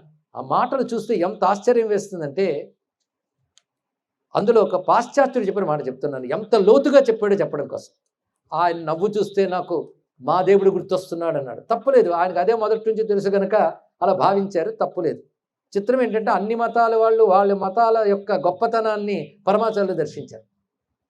ఇది ఆనందించవలసింది. ఒక నాస్తికుడు ఉన్నాడు ఆ రోజుల్లో, లోటస్ అండ్ ద రోబోట్ అని గ్రంథం రచించాడు అని వారు ఆర్థస్ కోయిస్లర్. ఆయన పరమాచార్య వద్దకు వచ్చారు. వచ్చినప్పుడు ఆయన ఆశ్చర్యపోతకు విషయం రాశారు. ఏమనంటే, నేను దైవం వీటి గురించి నాకు తెలియదు, కమ్యూనిస్టు భావాలతో పెరిగిన వాడిని నేను, కానీ దైవత్వం అంటే ఏమిటో ఆయన ముఖం చూసినప్పుడు నాకు తెలిసింది అన్నాడు. ఆయన మందహాసం నేను చూశాను, అలాంటి చిరునవ్వు నేను ఎక్కడా చూడలేదు, అంత సమ్మోహనం ఆ నవ్వులో కనబడింది. ఒక్క మాటలో నేను చెప్తున్నాను, వర్తమాన కాలంలో కామకోటి పీఠాధిపతి యొక్క ప్రభావం సాటి లేనిది. ఇది ఆయన రచించిన మాట. ఇంకొకటి నా మనస్సును ఆలోచనలో పడేసింది. సాధారణంగా ఎవరికి అంత తేలిగ్గా అర్థమయ్యే మాటలు కావు. అలా చెప్పిన ఒక ఆయన డాక్టర్ ఆల్బర్ట్ బి ఫ్రాంక్లిన్. ఆయన ఆ రోజుల్లో అమెరికన్ కౌన్సిల్ జనరల్గా ఉన్నటువంటి వ్యక్తి. ఆయన స్వామివారిని చూసి ఒక మాట అంటారు, ఈయన చాలా వృద్ధుడు అంటే ఆయన చూసేటప్పటికి పెద్దవారు. ఈయనెవరు? ఈయనకు ఒక పేరు ఊరు కూడా ఉండవచ్చు గాక, కానీ ఈయన వయస్సు ఇంత అని కూడా మనం లెక్క పెట్టవచ్చు గాక. అంటే పేరు ఊరు వయస్సు లెక్క పెట్టవచ్చు గాక, కానీ నాకేమనిపిస్తుందంటే ఈయన అతి ప్రాచీనుడు అనిపిస్తుంది. ఇక్కడ ఏం మాట అండి, ఇక్కడ ఎంత ప్రాచీనుడు అంటే ఈ విశ్వం అంతటి యొక్క సమిష్టి రూపమే ఈయన అనిపిస్తుంది అన్నాడు. ఈ మాట ఆలోచించవలసిన అవసరం. ఎంత లోతుగా అన్నాడు ఆ మాట చూడండి. ఆయనకు ఒక వయస్సా ఇది అంటున్నమాట. అంటూ మనిషి ఎప్పుడైతే ఆలోచించడం మొదలుపెట్టాడో అప్పటి నుంచి ఇప్పటి వరకు వచ్చినటువంటి జ్ఞాన పరంపరే ఈయన స్వరూపము అన్నాడు. అంటే ఈయన వయస్సు ఎంతని చెప్తారు? సనాతనం అనే మాటని ఆయన తిప్పి తిప్పి చెప్పాడు. ఎందుకంటే ఆ పదం ఆ భాషలో దొరకకపోవడం వల్ల తిప్పి తిప్పి చెప్పని మనకు అర్థమయ్యేటట్టు చెప్పారు. కనుక ఈయన వయస్సును ఎప్పటి నుంచి లెక్కించాలి? మొట్టమొదట మానవ మీద ఎప్పుడు ఆలోచించడం మొదలయ్యిందో అప్పటి నుంచి ఇప్పటి వరకు ఉన్న కాలాన్నంతటి కలిపితే ఈయన వయస్సు అని చెప్పాలన్నాడు. ఇక్కడ ఏం అద్భుతమైన మాట అండి ఇక్కడ అని ఆయన ప్రణామాలు చేశారు మహానుభావులు. ఇలా ఎంతమందో చెప్పడానికి లేదు ఇక్కడ. అంటే పాశ్చాత్యుల దృష్టిలో చెప్పడం ఎందుకంటే వాళ్ళు తార్కిక దృష్టితో ఆలోచించి కూడా వాళ్ళు తెలుసుకున్న అనుభవం ఏంటో తెలిస్తే మన తర్కాన్ని కూడా మనం సంతృప్తిపరచవచ్చు. అది ఆయన యొక్క విశేషమైన ప్రజ్ఞగా మనం గమనిస్తున్నాం. అంతేకాదు ఆయన దృష్టి సమస్త విశ్వశ్రేయస్సు, అది తెలుసుకోండి. విశ్వమంతా శ్రేయస్సుతో ఉండాలి, అంతేగాని మాకు చెందిన వాళ్ళు మాత్రమే క్షేమంగా ఉండాలని అనుకోడు సనాతన ధర్మావలంబి. అది తెలుసుకోండి. విశ్వశ్రేయస్సు కోరుకుంటాడు. ఎక్కడ కనబడుతుందండి లోకా సమస్త సుఖినో భవంతు అనే మాట? శన్నో అస్తు ద్విపదే శన్ చతుష్పదే. 2 పాదాల వాళ్ళకి శుభం కలగాలి, 4 పాదాల వాళ్ళకి శుభం కలగాలి. అంతేకాదు భూమి మీద ఉన్న అందరూ క్షేమంగా ఉండాలని మాత్రమే కాదు, జ్యోశాంతి అంతరిక్ష శాంతి, అంతరిక్షం శాంతంగా ఉండాలి, వాయువు శాంతంగా ఉండాలి, జలం శాంతంగా ఉండాలి. ఇదండి ప్రకృతి హితం. అదే నీ స్వార్థం కోసం అని బయలుదేరి ప్రకృతికి శోభ కలిగేటట్టు ప్రయత్నించడం, ప్రవర్తించడం మంచిది కాదు. ఆయనతో మాట అన్నట్ట. రెండో ప్రపంచ యుద్ధం వారు చూశారు. మూడవ ప్రపంచ యుద్ధం గురించి మీరేమంటారు అంటే, మూడవ ప్రపంచ యుద్ధం జరిగాక మాట్లాడుకోవడానికి మనం మిగలమని చెప్పాడు. అందుకే ఇప్పుడు పెరుగుతున్నటువంటి అణ్వస్త్రముల యొక్క దాహం ఉన్నదే, అది ఎంతో ప్రమాదకర హేతువు అని చెప్పి ఆయన ఒక అత్యద్భుతమైన సందేశాన్ని ఇచ్చారండి. ఆ సందేశం జగద్గురువుల సందేశం కాదు, వేదాంత మత సందేశం. జగద్గురువులు వేదాంతం వేరు కాదు, అది తెలుసుకోవాల్సింది ఇక్కడ. కనుక సనాతన ధర్మ హృదయమైన వేదాంతం ప్రపంచానికి ఇచ్చే బోధ తెలుసుకుంటే ఇది విశ్వజనీనమని ఒక్క విషయం తెలుస్తుంది. అది తెలియాలి అంటే 1966లో అక్టోబర్ 23వ తేదీన అంతర్జాతీయ వేదిక మీద ఐక్యరాజ్య సమితిలో పాట పాడడానికి గాను పరమాచార్యుని ఎంఎస్ సుబ్బలక్ష్మి గారు అడిగితే అద్భుతమైన గీతం రచించారు. మనం ఏదో సంగీతం అనుకుంటాం, ఆ తల్లి పాడగానే అంత మధురంగా నిలబడిపోతుంది. కానీ ఆలోచిస్తే నేషనల్ యాంథమ్ చాలామందికి తెలుస్తుంది, ఇంటర్నేషనల్ యాంథమ్ ఇచ్చారు పరమాచార్యులు వారికి తెలుసుకోవాలి. దీని అర్థం చెప్పి ప్రపంచ దేశాలకు అందించవలసిన బాధ్యత ప్రతి భారతీయుడిది తీర్చుకోండి. ఇక్కడ ఇదిరా నా దేశం అని చెప్పడానికి ఒక్క గీతాన్ని ఇవ్వాలి. ఆ రోజు ఐక్యరాజ్య సమితిలో అర్ధసహితంగా పడగలమని సంతోషించారు. ఐక్యరాజ్య సమితిలో ప్రతిరోజు కూడా వారు ఎప్పుడు సమావేశమైతే అప్పుడు గానం చేయవలసిన గీతం ఇది. మొత్తం ప్రపంచ క్షేమం కోరుకునే ఏ దేశమైనా గానం చేయగలిగే గీతం ఇదండి. ఆ గీతం మీకు తెలిసిందే, తెలుసుకోవలసిందే. మైత్రీం భజత అఖిల హృజైత్రీం ఆత్మవదేవ పరానపి పశ్యత. ఇందులో ఒక్కొక్కటి ఒక్కొక్క మహావాక్యమే. మైత్రీం భజత మొదటి మాటలోనే చెప్పాడు, మైత్రీ భావాన్ని ఆశ్రయించు అంటే నీళ్ళు ఎప్పుడు మైత్రీ స్వభావం పెట్టుకో. మైత్రి ఈ మాట ఎక్కడి నుంచి వచ్చిందో తెలుసా? మన యోగ శాస్త్రంలో వచ్చింది. మైత్రి, ముదిత, కరుణ, ఉపేక్ష ఈ నాలుగింటితో ఉన్న మనస్సు ఎవడికుంటుందో వాడు మాత్రమే భగవంతుని చూడగలడు. మీరు లలితా శాస్త్రంలో చదువుతున్నారు, మైత్రియాది వాసన లభ్య, అక్కడ ఉందండి మాట. ఇక్కడ మైత్రి పెట్టగానే ఉపలక్షక న్యాయంతో మీరు 4 వచ్చేస్తాయి. మైత్రి భావం అంటే స్నేహభావం. స్నేహానికి అంత గొప్ప శక్తి ఉందో తెలుసా? మీ స్నేహితుడు తప్పు చేసినా సమర్థిస్తారు, సవరిస్తారు. అలా అందరి తప్పుల్ని సమర్థించడమే కాదు, సవరించి ఉండగలిగే లక్షణం మైత్రీభావం. ఆ మైత్రీభావాన్ని మనం ఆశ్రయిద్దాం. ఒకరి హితాన్ని ఒకరు కోరుకోవడమే మైత్రీభావం. మైత్రీం భజత. మైత్రి ఎంత గొప్పదంటే అవతలి వారి హృదయాన్ని జయిస్తుంది. ఎందుకంటే యుద్ధం దేనికోసం చేస్తాం? జయం కోసమే కదా, విక్టరీ. ఎవరిని జయిస్తావు? వాళ్ళ హృదయాలను జయించు. ఎలా జయిస్తావు? మైత్రితో జయించు. ఎంత మంచి మాట అండి. మైత్రీం భజత అఖిల హృజైత్రీం. అందరి హృదయాన్ని జయించగలిగే మైత్రిని ఆశ్రయించు. ఆశ్రయించాలంటే ఎలా చూడాలి? నీ పక్కవారిని తమ్ముడి వలె చూడము, సోదరుని వలె చూడము. తప్పు మాట అండి. సోదరుని వలె చూడమంటే సోదరులందరూ కోర్టుల్లోనూ కొట్టుకుంటున్నారు, అంతే కదా. తల్లు తండ్రి పోతే నువ్వు కర్మ చేస్తావా నేను చేస్తావా అని కర్మలు కొట్టుకుంటూ ఉంటే వాడికి సరిగ్గా కర్మ కరగకుండా జరుగుతున్న పరిస్థితులు ఏర్పడుతున్నాయి. కనుక సోదర భావం కాదు, గొప్ప భావం అది. ఆత్మవత్ సర్వభూతాని, అది మన సంస్కృతి చెప్తోంది. నీలా అవతల వాడిని చూడు. ఏం అద్భుతమైన మాట. మనల్ని మనం క్షమించుకుంటాం, మన క్షేమం కోసం తాపత్రయపడతాం, అలా ఇతరుల వారి కోసం చూడు. ఎంత గొప్ప మాట అక్కడ. అందుకే ఆత్మవదేవ పరానపి పశ్యత. ఈ 2 తీసుకుంటే సమస్త దేశానికి చెప్తున్నాడు. ఈ జలసంధి మూసేస్తావా? ఆ పడవ ధ్వంసం చేస్తావా? అక్కడున్న స్థావరాల మీద దాడి చేస్తావా? కాదు. యుద్ధం త్యజత, స్పర్ధాం త్యజత. రెండో మాట కూడా. స్పర్ధ అంటే ఏంటో తెలుసా? ఎన్ని శతాబ్దాలు గడిచినా నా రాజ్యమే అగ్రరాజ్యంగా ఉండాలి. ఇంకొక రాజ్యం ఎదిగిపోతూ 3వ 4వ స్థానంలోకి వస్తే నేను తట్టుకోలేను, దాన్ని ఏ విధంగానే నాశనం చేస్తాను అనుకోవడం పేరు స్పర్ధ. అలాంటి స్పర్ధ యుద్ధానికి కారణమవుతుంది. అలాంటి స్పర్ధాళువులు ఎవరైతే ఉన్నారో వాళ్ళ వల్ల అనవసరపు యుద్ధాలు జరుగుతాయి. ఆఖరికి ఆ దేశాల వాళ్ళు కూడా, స్వదేశం వాళ్ళు కూడా అసహ్యించుకునే విధంగా ప్రవర్తిస్తున్న వాళ్ళు స్పర్ధాళువులు. కనుక యుద్ధం త్యజత స్పర్ధాం త్యజత. అంతేకాదు, ఎక్కడో పాపం ఒక రాజ్యంలో తన మానాన్ని తాను పాలించుకుంటూ ఉంటే అక్కడి నుంచి యుద్ధ విమానాలను పంపించి వాడి భార్యతో సహా తీసుకెళ్ళి తమ దేశంలో అరెస్ట్ చేయించేసి ఈ రాజ్యాన్ని మొత్తం ఆక్రమించేసుకుని ఈ నూనెంతా నాదే అని వాగుతూ ఉన్నాడంటే అలాంటి వాడు ప్రపంచానికి విరోధి వాడు. అందుకే తర్వాతి మాట త్యజత పరేషు అక్రమమాక్రమణం, ఇతరుల్ని అక్రమంగా ఆక్రమించకు అని గట్టిగా చెప్పాడు. ఇప్పుడు అటువంటిప్పుడు సక్రమంగా ఆక్రమించడం ఉంటుందా? అది సపోర్ట్ చేయొచ్చా అంటే అలాంటి కృష్ణ పరమాత్మ చేశాడు కొన్ని విషయాలు. ఎక్కడ అంటే జరాసంధుడు పాలిస్తున్న కాలంలో, అలాగే నరకాసురుడి కాలంలో, అంటే వాడు కృష్ణకాలంలో అయినా వాళ్ళ ఏలుబడిలో అధర్మం దెబ్బతింటున్నప్పుడు ఆ దుష్టరాజు వల్ల వాళ్ళ రాజ్యమే బాధపడేది. వెళ్ళి ఆ దుష్టపాలన్ని అంతమొందించి అక్కడ ఉన్న రాజ్యాన్ని సుస్థిరం చేశారు. అది ఆక్రమణం కాదు, సక్రమ ఆక్రమణం. తెలుసు.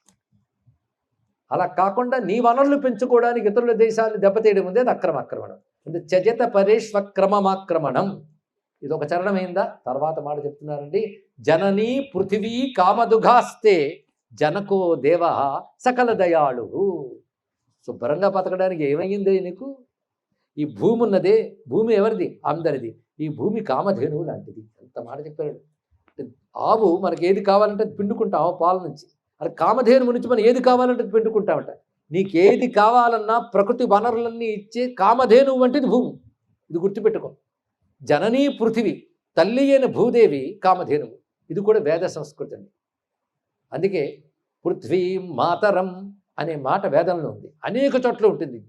అందుకే భారతీయ సంస్కృతిలో వందే మాతరం అనేది భారతీయుల గుండె చప్పుడు ఎందుకైందంటే అది భారతీయుల హృదయనాదం మాత్రమే కాదు, అనాది విద్య అయిన వేదనాదం. అది ఇక్కడ అనేక చోట్ల ఈ మాట చెప్తూ ఉంటాడు. అందుకే భూమి ఆకాశము గురించి సంబంధం ఎలాగంటే ఇదద్యావా పృథివీ సత్యమస్తు పితుర్మాతరి యదిహోపభ్రువేవా అంటూ సంధ్యాకాలంలో మనం చెప్పుకుంటున్నాం. జననీ పృథివీ కామదుఘాస్తే, భూమి కామధేనువు వంటిది. తండ్రి ఎవడో తెలుసా? జనకో దేవ. అవును, ఏ మతంలో అనుకో భగవంతుడు, అంతే కదా. సృష్టిస్థితికారకుడైన భగవంతుడు, ఆయన దయామయుడైన భగవంతుడు తండ్రి. ఏది కోరుకుంటే అది ఇవ్వగలిగే భూమి తల్లి. ఏమిట్రా నీకు ఏ దరిద్రం వచ్చిందని యుద్ధాల్లోకి వెళ్తావు, అది చెప్పడం అన్నక్కడ. అందుకే భూమి జననీ పృథివీ కామదుఘాస్తే జనకో దేవ సకల దయాళు. ఇందులో ఒక్కొక్క దానికి వ్యాఖ్యానిస్తే చాలా రహస్యములు పెట్టుకొస్తాయి. దామ్యత దత్త దయధ్వం జనతా శ్రేయో భూయాత్ సకల జనానాం. ఇది ఆశీర్వచనమా, మంత్రమా, మహావాక్యమా? ఒక్కొక్క వాక్యం ఎంత శక్తివంతంగా ఉన్నదో చూడండి ఇక్కడ. దామ్యత దత్త దయధ్వం. ఈ మాటలు 3 దకారంతో వచ్చాయి కదా. దీని మూలమేంటో తెలుసా? బృహదారణ్యకోపనిషత్తులోని మంత్రం. అంటే ఉపనిషద్వాక్యాలే ఒక పాట పెట్టి మా ఉపనిషన్మాతే ప్రపంచానికి సందేశం చెప్తుందని చాటి చెప్పిన జగద్గురువులండి వారికి. ఏమి చెప్తున్నారు చూడండి. త్రయాహ ప్రాజాపత్యాహ ప్రజాపతే పితరి బ్రహ్మచర్యమూషు దేవా మనుష్యా అసుర్వా. ముగ్గురు వెళ్ళేట బ్రహ్మదేవుడి దగ్గరికి. వాళ్ళు ముగ్గురు ఎవరంటే వాళ్ళు ముగ్గురు బ్రహ్మ నుంచి వచ్చిన వాళ్ళ కనుక ప్రాజాపత్యాహ. ఆ ముగ్గురు వెళ్ళి ముందు దేవతలు వెళ్ళి ఏమిటి ఆదేశం అన్నాడు. ద అన్నారు. దాని తర్వాత మనుష్యులు వెళ్ళి మాకేది ఆదేశం అంటే ద అన్నట్టు. ఇక్కడ రాక్షసులు వెళితే మీకేది ఆదేశం అంటే ద. ముగ్గురికి దా దా దా చెప్పాడు ఇక్కడ. కానీ మీ దా ఆ దా వేరన్నారు ఇక్కడ. దేవతలకి దా ఏమిటి అంటే దామ్యతేతి. దేవతలకి దామ్యత అంటే నిగ్రహించుకోండి. ఇది దేవతలకు చెప్పేది. ఏమని? నిగ్రహించుకోండి. ఎవరికి చెప్పాలి అది చెప్పాలి. దామ్యత. మనుషులు వచ్చారు, మాకేమిటంటే దత్త అంటే ఇవ్వు, దానం చేయి. మనుషులకి ఏం చెప్పాడు? దానం చేయి. రాక్షసులు వచ్చారు, మాకో ఆ దా అర్థం ఏంటి? దయధ్వం, దయ కలిగి ఉండండి అన్నాడు. ముగ్గురికి 3 చెప్పాడు. అందరికి ఒకటిగా దీన్ని బట్టి తెలుసుకుంది. దేవ ప్రకృతి వేరు, మనుష్య ప్రకృతి వేరు, అసురీ ప్రకృతి వేరు. అదే దేవతలకు ఏం చెప్పాడు? దామ్యత అన్నాడు, నిగ్రహించుకోండి. ఎందుకంటే ఎవడికి భోగాలు ఉంటాయో వాడికి నిగ్రహం అవసరం, అంతే కదా. అంతేగాని నాకే కానీ డబ్బు ఉంటేనా ఎంత దానం చేసేవాడినో ఉన్నాడు, లేదు కనుక అంటున్నాడు అన్నమాట. కనుక అన్ని భోగాలు ఉన్నప్పుడే నిగ్రహం అవసరం అండి, ఇది తెలుసుకోండి. చుట్టూ అనుభవించడానికి అనేక భోగాలు ఉంటాయి, ఇంద్రియాలు లాగేస్తుంటాయి అటు. అవి ఉండాలి, నీకు ఇంద్రియ శక్తి ఉండాలి, అప్పుడు నిగ్రహం ఉండాలి. అది గొప్ప విషయం ఇక్కడ. అది అధికారం ఉన్నప్పుడు, సంపద ఉన్నప్పుడు, యవ్వనం ఉన్నప్పుడే నిగ్రహం. ఎందుకంటే ముసలైన కూర్చుని నేను ఎంతో నిగ్రహ సంపూర్ణ, నేను నిగ్రహించుకోక ఏం చేస్తావు, ఇంద్రియాలకు శక్తి లేదు. కానీ ఇంద్రియాలు బాగా పనిచేసినప్పుడు దశలోనే నిగ్రహం అని చెప్పాలి.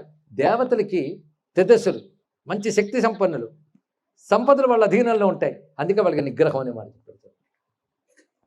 మానవుడికి ఏం చెప్పాడు, ఇవ్వవయ్యా అన్నాడు. ఒకడికి అవసరం ఒకడికి ఉండేటువంటిది మానవులు కనుకే దత్త దానం చేయని చెప్పాడు. అసురుడికి ఏం చెప్పారు, దయ కలిగి ఉండండి అన్నాడు. ఎందుకు వాళ్ళు లేనిది అది, వాడి హింసా ప్రవృత్తి, రాక్షస ప్రవృత్తి, ఇంకొన్ని బాధ పెట్టే ప్రవృత్తి కనుక దయ కలిగి ఉండి అన్నాడు ఇక్కడ. అయితే ఈ ఉపనిషత్తుల్లో మానవులకు ఒకటి, దేవతలకు ఒకటి, అసురులకు ఒకటి చెప్తే చదివే వాళ్ళు మానవులమే కదా, ఇక్కడ అందరం వాళ్ళమే కదా. మనకేం చెప్పాలి, దత్త. కానీ జగద్గురువులు ఏం చెప్పారు, దామ్యత దత్త దయత్వం. అంటే ఇక్కడ తెలుసుకోవాల్సింది దేవజాతి, మనుష్య జాతి, అసుర జాతి అని మూడు లేదు, మూడు ప్రవృత్తులు మనలోనే ఉన్నాయి, అదే తెలుసుకోవాలి ఇక్కడ. కనుక ఇంద్రియాలు భోగాలు బాగా ఉన్నప్పుడు నీలో ఆ దైవీ సంబంధం ఎంత ఉంది. మానవుడిగా మానవ స్వభావం ఉంది, అసుర స్వభావం కూడా ఉంది, లేదా అండి? ఇప్పుడు చెప్పడం ఎందుకండి, ఎవరికి వాళ్ళకి తెలుసు. కనుక ఆ స్వభావాలు శాంతించాలి అంటే నీ ఇంద్రియాలు బాగా పనిచేస్తున్నప్పుడు, భోగాలు బాగా ఉన్నప్పుడు నువ్వు నిగ్రహ సంపన్నుడివై ఉండు. నిగ్రహించుకో, వాక్కును నిగ్రహించుకో, ఇతర ఇంద్రియాలు నిగ్రహించుకో. రెండవది ఉన్నది దానం చేయి, ఇంకోటి ఇవ్వడం నేర్చుకో. అది మూడవది దయ కలిగి ఉండు. ఈ మూడు ప్రపంచానికి సందేశం ఉపనిషత్తు ఇచ్చింది. ఇది తెలియజేస్తే ప్రపంచంలో ఈ మూడు తెలియగలిగితే నిగ్రహంతో ఉండడం ఒకటి, ఒకరికి సహాయం చేయడం ఒకటి, మూడవది దయ కలిగి ఉండడం ఉంటే ఒకరి వల్ల ఒకరికి అంత మంచి జరుగుతుందండి. ఇది యూనివర్సల్ బోధ అవునా కాదా చెప్పండి. ఇక్కడ మనం గుళ్ళో కూర్చొని చెప్పుకుంటున్నాం, మన హిందూ సన్యాసి గురించి చెప్పుకుంటున్నాం కనుక ఇది మతం గురించి చెప్పాడు అనుకోవద్దు. ఆ మాటకు వస్తే సమస్త మానవాళికి పనికొచ్చేటువంటి మంచి విషయాలు చెప్పేదే సనాతన ధర్మం. దాని యొక్క నిలువెత్తు రూపమే ఆచార్యులు వారు. అందుకే శ్రేయో భూయాత్ సకల జనానా, మేము కోరుకునేది ఏమిటి, సకల జనానా అంటే పుట్టిన ప్రతివారికి, జనం అంటే మనుషులని కాదు, పుట్టిన ప్రతివారికి శ్రేయస్సు కలుగ్గాక. ఎంత గొప్ప విషయం అండి. ఎందుకంటే మన సంస్కృతిని పరిశీలిస్తే ప్రకృతిని కూడా బాగా అర్థం చేసుకొని ఒకదాని నుంచి మరొక దానికి ప్రమాదకరం కాకుండా జాగ్రత్త పడతాం. అందుకే విశ్వం పుష్టం గ్రామే అస్మిన్ అనాతురం అని రుద్రమంత్రాలు చదువుతున్నాం. నా గ్రామమునందున్న సమస్తము పుష్టిగా ఉండాలి, పీడ లేకుండా ఉండాలి, అదే మంత్రం యొక్క భావం. ఇంకేం కావాలండి. అందుకే శ్రేయో భూయాత్ సకల జనానాం. శ్రేయస్సు అంటే శాశ్వతమైన హితం. ఇది గుర్తుపెట్టుకోండి. శ్రేయస్సు అనే శబ్దానికి అర్థం ఏంటి, శాశ్వతమైన హితం. ఇష్టమైనది పొందడం శ్రేయస్సు కాదు, ఎందుకంటే ఇవాళ ఇష్టమైనది రేపు కష్టం అనిపించవచ్చు. శ్రేయస్సు అంటే శాశ్వత హితం, సమస్త జనములకు శాశ్వత హితం కలుగ్గాక. ఇప్పుడు చెప్పినప్పుడు ఒకవేళ ఎవరైనా శ్రద్ధగా విని ఉంటే ఒక్కొక్క వాక్యం మనస్సులో మంత్రంలా చెప్పుకోవాలి లేదా చెప్పండి. అందుకే ఇది అంతర్జాతీయ గీతం మాత్రమే కాదు, అంతర్మననీయ మంత్రగీతం కూడా. ఇది ఒక్కటి వాళ్ళు చెప్పుకుని మరొక్కసారి చదువుకుని ముగించేద్దాం. మైత్రీం భజత అఖిల హృజ్జైత్రీం ఆత్మవదేవ పరానపి పశ్యత యుద్ధం త్యజత స్పర్ధాం త్యజత త్యజత పరేష్వక్రమమాక్రమణం జననీ పృథివీ కామదుఘాస్తే జనకో దేవ సకల దయాళు దామ్యత దత్త దయధ్వం జనతా శ్రేయో భూయాత్ సకల జనానాం శ్రేయో భూయాత్ సకల జనానాం అంటూ రెండవ రోజు దాన్ని మంగళాచార్యం కలిపాం. మరొక ఆశ్చర్యకరమైన విషయం ఏంటంటే, నేను ఈ డేట్స్ ఇచ్చినప్పుడు జగన్మోహన్ గారు సత్యవాడమ్మ గారు అడిగినప్పుడు నాకు ఖాళీ ఉన్న డేట్స్ అని ఇచ్చానే తప్ప చూసుకోలేదు. అనురాధ నక్షత్రంతో కూడిన రోజు మనకు లభించింది. పరమాచార్య వారు జన్మించిన తిథి వైశాఖ మాసంలో. ఇది మన భాగ్యంగా భావిస్తూ జగద్గురువుకు నమస్కరిస్తూ స్వస్తి.